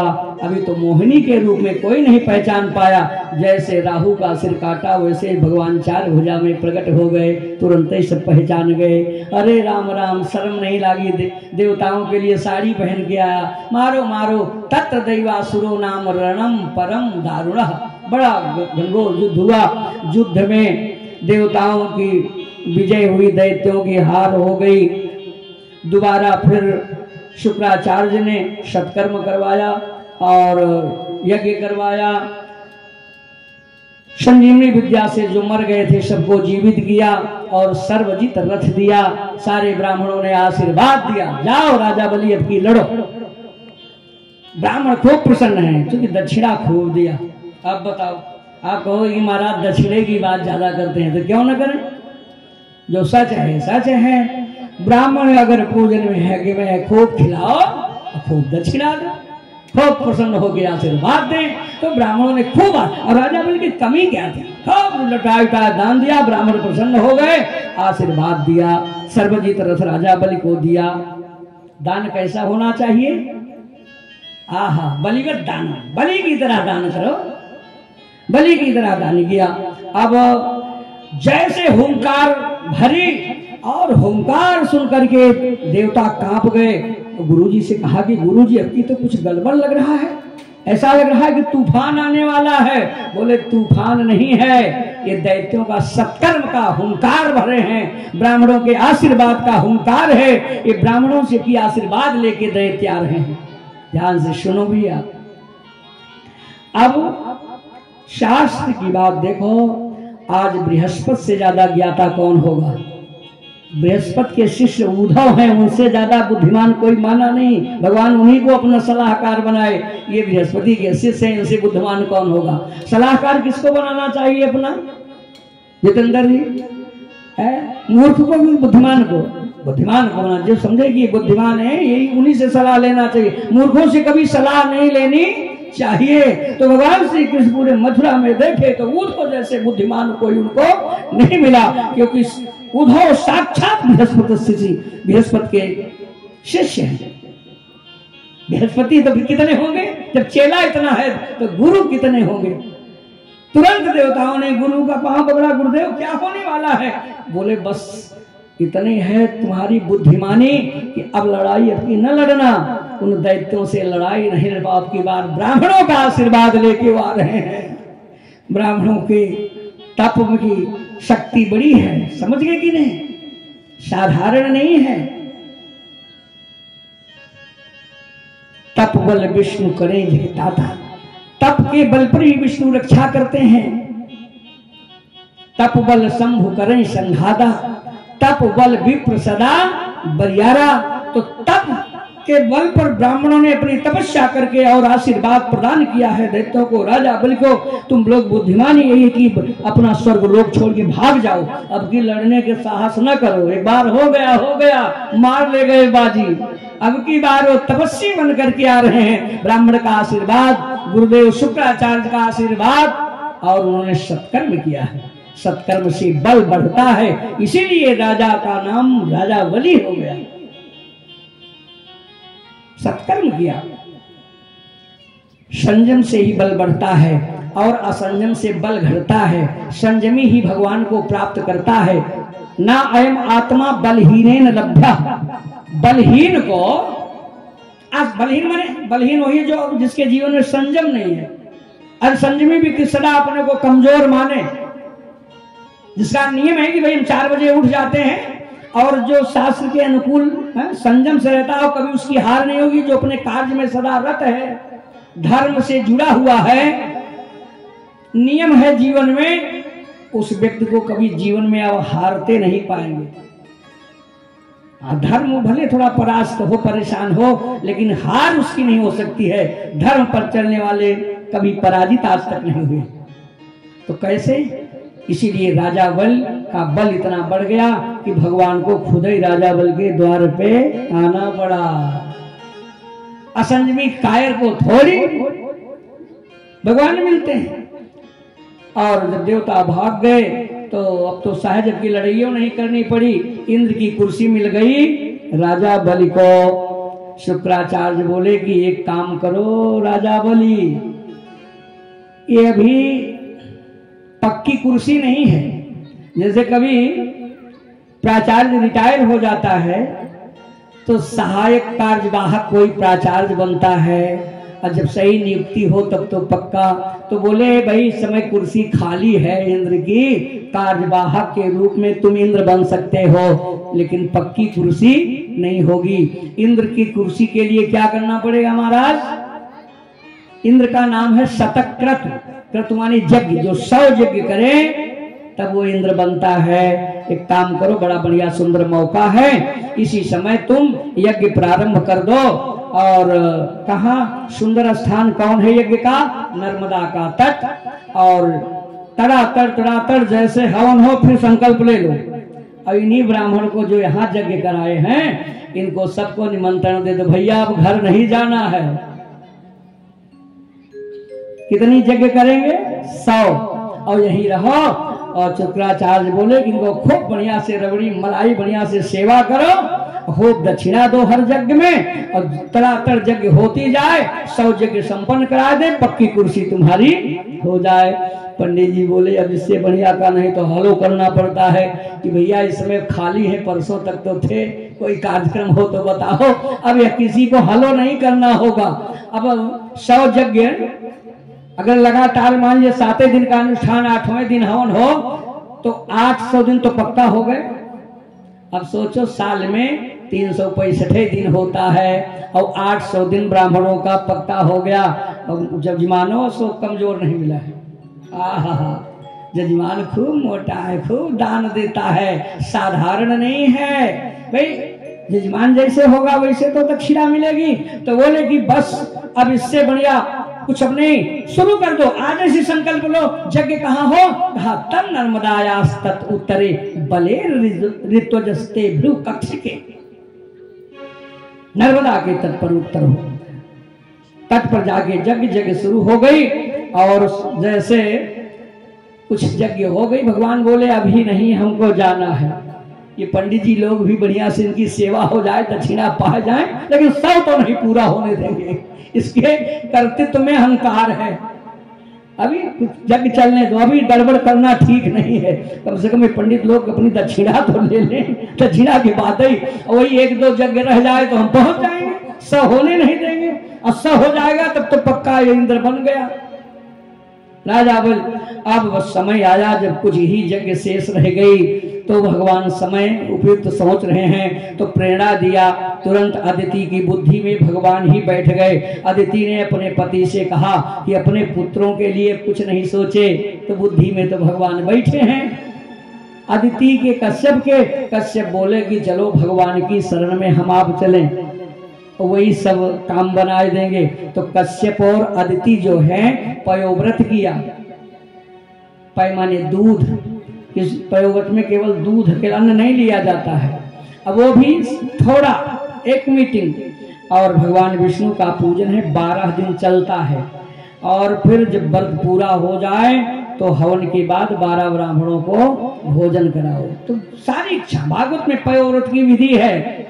तो सारे मन वांछित फल, खास करके पुत्र के लिए पयोव्रत किया जाता है। अन्य सारी इच्छाएं पयोव्रत अगर नियम से किया जाए, अंग न टूटे, तो निश्चित 100% सफलता मिलती है पयोव्रत से। तो पयोव्रत किया, भगवान की कृपा हो गई, सफलता मिली। जैसे हवन हुआ, ब्राह्मण भोजन किए, भगवान प्रकट हो गए। कहा मैं प्रसन्न हूँ, तुमने बड़े संयम नियम से। भगवान की प्रसन्नता कब होगी? भगवान तो वर देने वाले ही हैं, वर देवे करते हैं। लेकिन जब संयम से होगा, अंग कोई नहीं टूटेगा। अब अंग तोड़ के चाहे जितना कहो, वरदस्तम वरम देहि वांछितम वांछितार्थ, चाहे जितना गाना गाओ भी उसी। समझ गए कि नहीं? हाँ, हम आपसे वर मांग रहे हैं, तो अगर अंग तोड़ के करोगे, आप वर देने वाले हो, वरदस्तम वरम देहि, आप वर देने वाले हो, वर दो। हम आपसे पूजा किए 7 दिन, हम ब्राह्मण। अब आप चाहोगे तो जस मिल जाएगा, काम हमारा हो जाएगा, क्योंकि अभी हम दक्षिणा नहीं लिए हैं, आशीर्वाद ही दिए हैं, जब काम हो जाएगा तब दक्षिणा लेंगे। तो हे प्रभु ये काम आशीर्वाद किए कह दो, तो निश्चित अगर बेटा का आशीर्वाद दिए बेटा हो जाएगा तो बुलाई के देवे ही करेंगे, क्यों भैया। अब तो ऐसे कहते हैं अभी मोबाइल नहीं लेंगे, जब आशीर्वाद दिए बेटा हो जाएगा तब मोबाइल लेंगे, ऐसे आशीर्वाद चलता है ना। तो सुखदेव जी कहते हैं कि हे राजा परीक्षित, भगवान बोले कि हम प्रसन्न हैं। क्यों प्रसन्न हैं? क्योंकि पति पत्नी ने अंग नहीं तोड़ा। समझ गए? अनुष्ठान का अंग टूटता है, सफलता नहीं मिलती। ऐसा नहीं है, जितना बुद्धि ज्ञान है उतना मेहनत तो करो। और बहुत बड़े ज्ञानी हो, कुछ करवे न करेंगे तो कैसे सफलता मिलेगी? संकल्प शुद्ध ही नहीं होगा। जैसे पानी आप मशीन खोल दो तो पानी कहाँ जाता है? जहां घार खुला रहता है। तो पूरे अनुष्ठान का संकल्प क्या है? जैसे नाली का घार होता है, संकल्प वही है। संकल्प जैसी हमारी होगी विशुद्ध, वैसे ही पानी वहां जाएगा, वैसे ही इस भगवत कृपा की फलता का जल बहेगा, और कोई दूसरा रास्ता नहीं है। तो संकल्प विशुद्ध होना चाहिए। तन में मन हसिव संकल्प मस्तु, इसीलिए बोलते हैं सांगो पांग। कल भी वेद के अंग का रहस्य को हमने बताया था। तो सुखदेव जी कहते हैं कि हे राजा परीक्षित, अब भगवान वर दिया, मैं प्रसन्न हूं, और मांगो नहीं हमसे, हम पहले से जान रहे हैं क्या मांगना चाहते हो। तुम्हारे पुत्र का राज छिन गया है, इसीलिए तुमने किया है। एक काम करो, जैसे सम्मान हमारा किया है इतना ही सम्मान अपने पति का करो। देखो कौन कह रहा है? भगवान। ये न कहोगी भोले महाराज ये बात कह रहे हैं, ये परमात्मा की वाणी है। कोई भी ऐसी नहीं है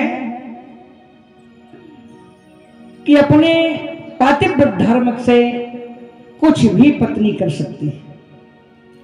एक कौशिक नाम के महात्मा थे, ऋषि थे, उनका थोड़ा सा तपस्या बढ़ गई थी, तो एक पेड़ के नीचे लेटे थे। पेड़ के नीचे लेटे थे और ऊपर से चिड़िया बीट कर दी महात्मा जी के ऊपर। महात्मा जी ऊपर देखे, आंख लाल हो गई। चिड़िया देखा, गुस्सा में चिड़िया जल के गिर गई, चिड़िया मर गई, तब का फल था। अब महात्मा समझ गए कि हमारी तपस्या सिद्ध हो गई, अब जो चाहेंगे वही कर देंगे। एक दिन ऐसे ही जा रहे थे, एक किसान का घर था, कौशिक जी किसान का घर था।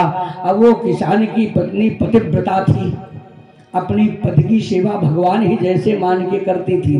पति किसान था नहीं, हल चला रहा था। तब तक ये पहुंच गए, कहा भूख लगी है, कुछ भोजन प्रसाद तैयार हो। वो बेचारी, महाराज बस 2 मिनट बैठ जाए, बस भोजन प्रसाद तैयार। अब तो भोजन प्रसाद तैयार कर ही रही थी और महात्मा जी को द्वार पे बैठाई थी।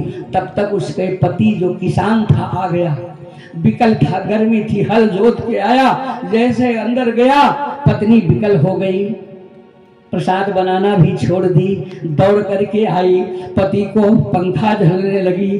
पति का पंखा झली, पसीना मरा, बैठ गए।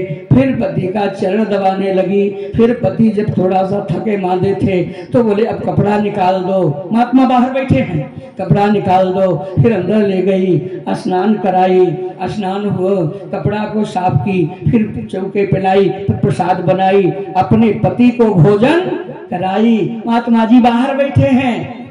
अब जब भूल गई महात्मा को, पति सेवा में महात्मा को भूल गई। अब सेवा करती रही, फिर देखे पति भोजन कर लिए, पति भोजन कर पंखा झल रही है। अब पति जैसे भोजन किए तो बेचारी बैठ गई कि अब हम भी प्रसाद पा लें।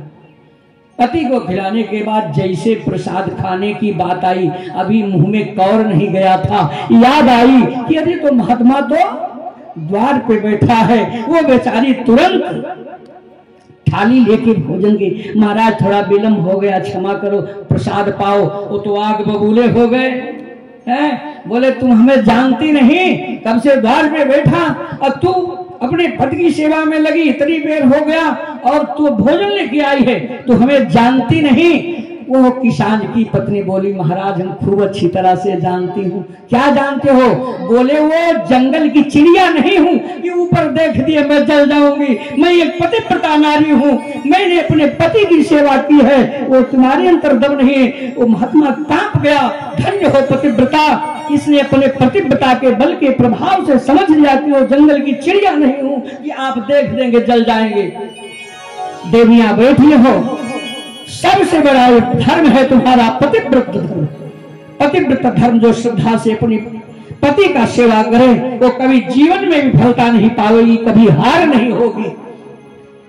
ये कोई कहानी नहीं है, शास्त्र प्रमाण है, ये शास्त्र की बात से विचार करो। और जो इतनी देर बोले ध्यान से सुनो इस बात को, और जो सासू ससुर की बात की ये सब शास्त्र प्रमाण है।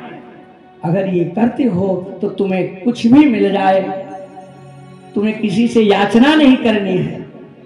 वो किसान की पत्नी थी, समझ गए, किसान मजदूर अपना किसानी करके वो धन पालती थी, लेकिन जीवन में एक ही नियम था कि वो पतिव्रता थी, पति को भगवान के समान मानती थी।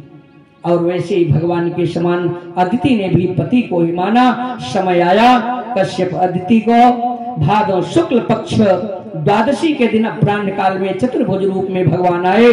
कश्यप अदिति ने स्तुति किया, स्तुति करते ही चतुर्भुज वाले परमात्मा 7 वर्ष के बटुक बामन बन गए। बोले बामन अवतार भगवान की हो।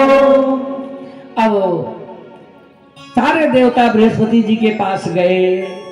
बृहस्पति जी अब आप जाई करके जनेऊ कराई दो। ब्राह्मण का जनेऊ कब होता है? गर्भात 8मो वर्षे, गर्भ से 8 वर्ष माने 7 रहे तबई, और गर्भ वाला लेके 8। और क्षत्रिय का गर्भात 10मो वर्षे, गर्भ से 10 वर्ष में, माने 9 का रहे या 10 में, ज्यादा हो तो 10 में करा दे।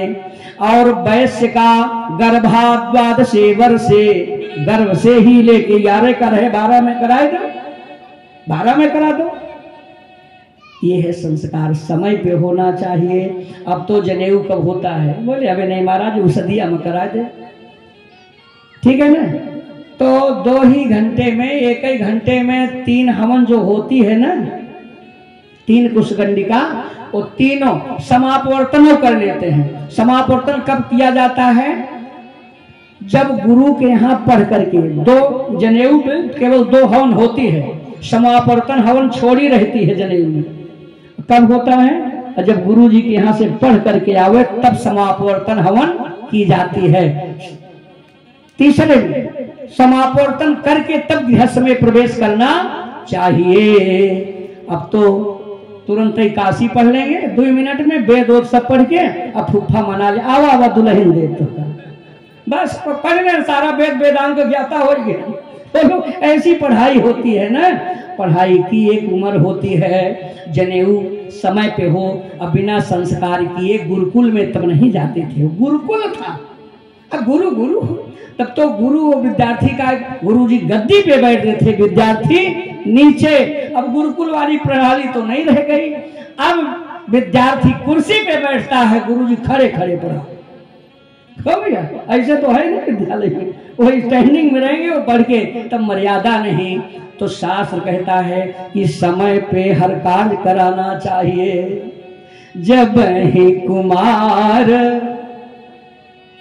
जब ही कुमार भये सब भ्राता, जब ही कुमार भये सब भ्राता, जब ही कुमार भये सब भ्राता, जब ही कुमार भये सब भ्राता, दीन जनेऊ गुरु की माता, दीन जनेऊ गुरु की माता, दीन जनेऊ गुरु की माता, दीन जनेऊ गुरु की माता, जब ही कुमार भये सब भ्राता, जब ही कुमार भये सब भ्राता। जनेऊ गुरुपुत माता। और जब संस्कार हो गया तब बोले गुरु गृह पढ़न गयो रघुराई, गुरु गृह पढ़न गयो रघुराई, गुरु गृह पढ़न गयो रघुराई, गुरु गृह पढ़न गयो रघुराई, अलग काल विद्या सब आई,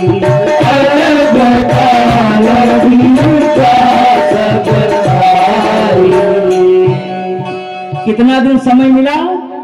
आहा, देखो जो गुरुकुल का समय है, आद्यनाधीत अधीत विद्या द्वितीय नार्जितम धनम तृतीय ना तपस्तप्तम चतुर्थे किम करिष्यति। तो जो आद्यकाल विद्या का अध्ययन का है वो 12 वर्ष का है। 7 वर्ष में जनेऊ हो जाए, 8 वर्ष में, तो 12 वर्ष अध्ययन काल गुरु की शरण में रहे, तो माने सारी पढ़ाई कितने में, 20-21 में हो जाए। यही विद्या की उम्र है। अब तो कलयुग में से ज्यादा नहीं, 80-90 से ज्यादा कौन 100 की बातें छोड़ दो, सपना देखो, वही बहुत भाग्यशाली 100 पहुंचता है। जीवे हूँ सरदा सतम,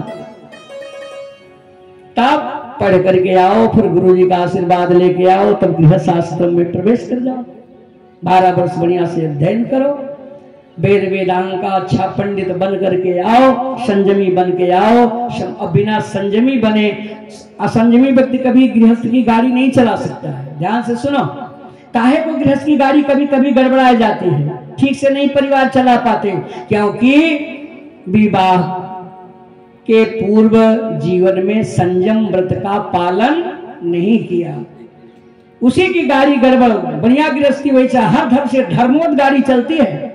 जो ब्रह्मचर्य का पालन करके, संयम का पालन करके गृहस्थ आश्रम में प्रवेश करता है, कभी भी उसकी गाड़ी डगमग नहीं हुई है। और जिसने अपने ब्रह्मचर्य काल में सारे संयमों को बिगाड़ के रखा, वो गृहस्थ की गाड़ी कभी खींच नहीं सकता है, वही विफल हुआ है। सब नियम बना है, तो सारे नियमों को तोड़ करके हम लोग उल्लंघन करके, अतिक्रमण करके हम लोग काम करते हैं, तो कैसे सफलता मिलेगी बताओ। हर काल का नियम होता है। सुखदेव जी कहते हैं कि हे राजा परीक्षित, अब जनेऊ कराने के लिए तुरंत गुरुदेव पहुंच गए। कौन कौन रहता है, दीन जनेऊ गुरु पितु माता। तो माता पिता अदिति कश्यप हैं और गुरुदेव पहुंच गए। 3 का बहुत जरूरी है। हाँ, दीन जनेऊ गुरु पितु माता, 3 5 7 हो तो नहीं तो तुम्हें 3 तो उपस्थिति होना चाहिए। और संबंधी देखें, और उसकी सहायता में कौन होते हैं, आचार्य गुरु हो ही गया, एक होते हैं ब्रह्मा। ब्रह्मा का चुनाव कर लेना चाहिए। तो ब्रह्मा कौन बनते हैं, कौन बताओ हो, फूफा। हे प्रभु, फूफा चाहे 4 दर्जा पढ़े हो, नहीं ब्रह्मा बने हैं, कौन संस्कार कराएंगे बोलो। ये प्रथा ध्यान से सुन लो मेरे भैया, ऐसा नहीं कि फूफा की खिलाफत कर रहा हूं, अब बहनोई की खिलाफत नहीं, जनेऊ के, लेकिन करो मनमानी, हमको क्या करना। संस्कार समय पे करबो ना करे तो चाहे 1 दर्जा ना पढ़ाओ, नहीं ब्रह्मा बनाया जाए। कोई कराने से मतलब तो नहीं रह गया। जो समय से जनेऊ कराओ अपने बालक का, कराना भी चाहिए। शादी चाहे करो या ना करो, जब चाहो तब करो, लेकिन संस्कार समय पे करा दो। और समय पे कराओ तो आचार्य सुयोग्य होना चाहिए, ब्रह्मा भी सुयोग्य होना चाहिए। ब्रह्म कर तुम ताम हम प्रिय, ब्रह्मा का वर्ण किया जाता है कि किस लिए तुम्हें ब्रह्मा का स्थान दे रहा हूं। ब्रह्म कर्म कर तुम, ब्रह्म कर्म करने के लिए किसको, जिसे ब्रह्म का ज्ञान हो। बोलो, जब न पढ़ाई हुई है, न विद्यालय गए, न कुछ न गए हैं, और संकल्प आचार्य जी क्या बोलवाते हो, पीयूष जी काहे को ब्रह्मा को, ब्रह्म कर्म कर तुम ताम हम प्रिय। मैं ब्रह्म ज्ञान देने के लिए, उस कर्म को करने के लिए इस यज्ञ में आप ब्रह्मा बन के बैठो और पूजा की जाए। लाओ भैया धोती कुर्ता गमछा चौन लाओ, तब तो कहीं है आवाज ब्रह्मा ना कहीं, हे दौड़ के लाओ, जन फूफा वाली धोतिया आएगा तो फूफा ही बैठ के देता, तो फूफा नहीं, ब्रह्म कर्म कर तुम, ब्रह्म ज्ञान देने के लिए मैं तुम्हें ब्रह्मा बना रहा हूं। आचार्य वेदार्थान चरति, आचार्य जो है जो वेद के अर्थ को अच्छी तरह से समझा, वेद पढ़ाता है समझाता है, कौन? आचार्य। और ब्रह्म ज्ञान देने के लिए ब्रह्मा जी बैठते हैं, यज्ञ का निरीक्षण करते हैं, कहीं आचार्य जी कमी तो नहीं कर रहे हैं। और जब उनका खुद ही नहीं पता तो आचार्य जी की कमी क्या पकड़ेंगे? गायत्री मंत्र को खुद ही नहीं याद है तो कौन गायत्री मंत्र देंगे?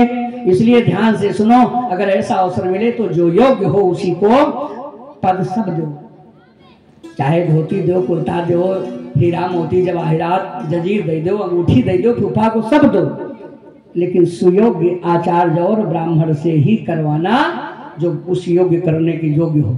ठीक है ना? सुखदेव जी कहते हैं कि हे राजा परीक्षित, बृहस्पति जी गए। कौन गए जनेऊ कराने? साक्षात बृहस्पति, परम ज्ञानी।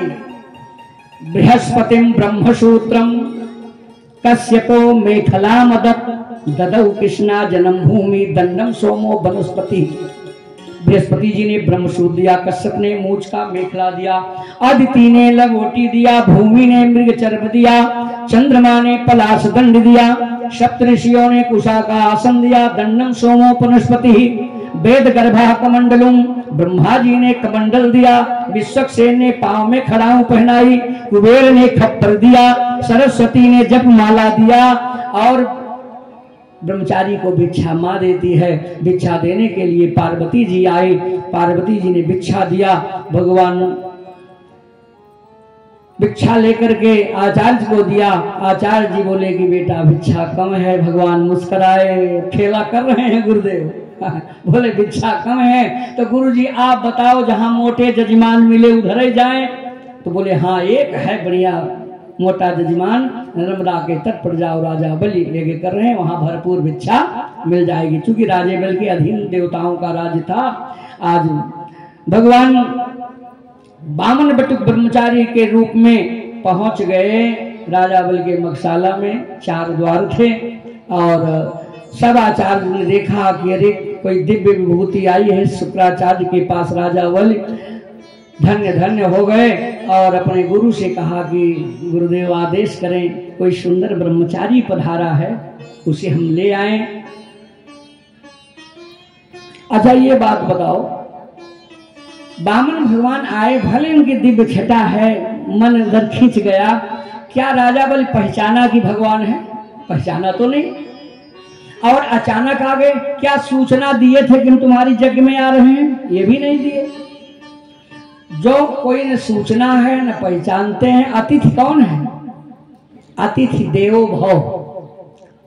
अतिथि किसे बोले? बड़े अतिथि हमारे आगे, तो अतिथि कौन है पहले समझो। तो अतिथि सब नहीं होता, एक होता है अभ्यागत, एक होता है अतिथि। अभ्यागत वो है ज्ञात पूर्वम यश, जिसके विषय में अच्छी तरह से ज्ञात है। ठीक है ना जितेंद्र भैया? हम आपसे पूछब तो का बताऊंगा कोई ललित के मोबाइल पर हम देखत रहे और ललित बैठा बैठा मोबाइल देखत रहे, दोनों जने गजब मित्र रहा। अरे न बिगाड़ो यार कथा। हाँ, जो सच बात कहने में बिल्कुल डर थोड़ी लगती है। प्रधान जी केवल बैनर से स्वागत से थोड़ी हो जाएगा, यहाँ बैठ के मनों से स्वागत करो ना भगवान का। बोलो भागवत भगवान की जय। जय राधे राधे राधे श्याम से मिलाए दो। जय राधे राधे राधे श्याम से मिलाए दो। जय राधे राधे राधे श्याम से मिलाए दो। जय राधे राधे राधे श्याम से मिलाए दो। श्याम से मिला दो, घन श्याम से मिला दो, श्याम से मिला दो, घन श्याम से मिला दो।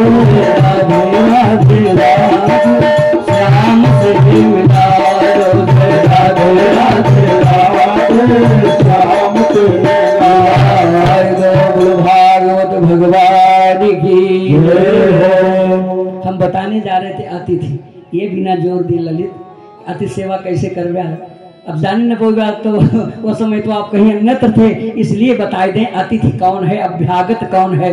और जो विशेष बात होती है, अरे भाई हम सोचे भाई इसलिए सोच रहे हैं भाई कि कभी अतिथि आवे और भागमानी के प्रधान हैं पूरी सभा के, तो अच्छी तरह से स्वागत करें, बिना विशेष जोर दिलाए भाई। अतिथि समझ तो जाओ तब तो स्वागत करोगे बढ़िया से। अतिथि कौन है, अभ्यागत कौन है? अभ्यागत वो है जैसे हम आपके यहाँ आए तो अब अतिथि नहीं रहेंगे, अभ्यागत बन के, क्योंकि कई साल से आ रहे हैं, आप समझ रहे हो, आप हमको जानते हैं, हम आपको जानते हैं। तो अतिथि अभ्यागत वो है ज्ञात पूर्वम, जिसके विषय में अच्छी तरह से हम पहले से जानते हैं, वो अभ्यागत है। अन्न ज्ञात पूर्वम इति अतिथि, जिसके पहले उसको हम नहीं जानते वो अतिथि है। लेकिन एक नारद जी का सूत्र है, उसमें कहने नहीं, जिसकी तिथि न पता हो वही अतिथि है। ये अतिथि नहीं है। न ज्ञात पूर्वम, जिसके विषय में नहीं जानते। और हमारे व्याकरण शास्त्र में अत सातत्या धातु है। अत धातु से अतिथि शब्द बना है। सातत्या का अर्थ है अतति गच्छति सततम निरंतरम निराश्रयत्वा असौ सा अतिथि। शब्दों पे ध्यान दीजिएगा, जो निरंतर ऐसे चलता रहे, इसका न कोई घर भगवत भजन में निजानंद में मस्त या न भी हो, वैसे हो सतत अतिथि वो है चलता हुआ, जहां शाम हो जाए, मान लीजिए ललित के ही द्वार पे शाम हो गई, वहीं पहुंच गया। और निराश्रयत्वा, उसका कोई आश्रय नहीं है, न बैग लिया है, न कंबल लिया है, न थाली है, न पात्र है, न कोई और संबंधी है। और ललित को भी नहीं जानता, अचानक प्रधान जी के ही द्वार पे पहुंच गया। निराश्रयत्वा असौ साधति, उसका कोई आश्रय नहीं है, वो अतिथि है, वही अतिथि है। ना उसके विषय में हम जाने न समझे, निरुपा कोई आश्रय नहीं। उस आश्रय को देने वाला जो अतिथि सत्कार, अतिथि देव हो, वो अतिथि आपके होंगे। तो उनको यथा, अब तो बड़ा समय गड़बड़ चला है महाराज, उनको जाने न पहचाने, एक रात में लूट के लेके चलो जाए, ये भी तो दिक्कत है, जाने बिना पहचाने सब। लेकिन शास्त्र की बात सोचो, अगर आप धर्मशील हैं तो आपकी रक्षा तो धर्मो रक्षति रक्षिता, आपने धर्म की रक्षा किया है तो धर्म आपकी रक्षा करेगा कि नहीं करेगा? नहीं तो देखो, शास्त्र के बल पर अतिथि के रूप में रावण आया, सीता जी तो लक्ष्मण जी ऐसे लक्ष्मण रेखा खींच दी थी। अब क्या कहा था, इसके बाहर न निकलना, बस तुम सुरक्षित हो। लेकिन वो सोचें कि कोई आया और हमसे भिक्षा मांग रहा है, तो रेखा के अंदर से देने लगे भिक्षा। कपट तो ठाई, काम बंधी भिक्षा नहीं लेते, रेखा के बाहर आओ। सोचे कि अगर मैं अंदर जाऊं भिक्षा नहीं ले, बाहर चला जाए तो अतिथि का जो आज पूजन है वो गड़बड़ हो जाएगा। लक्ष्मण जी की बात नहीं, उन्होंने काहे को किया, धर्म की रक्षा बनी रहे, नहीं तो धर्म यहीं पर खत्म हो जाएगा। अतिथि आवे लौट जाए तो धर्म की रक्षा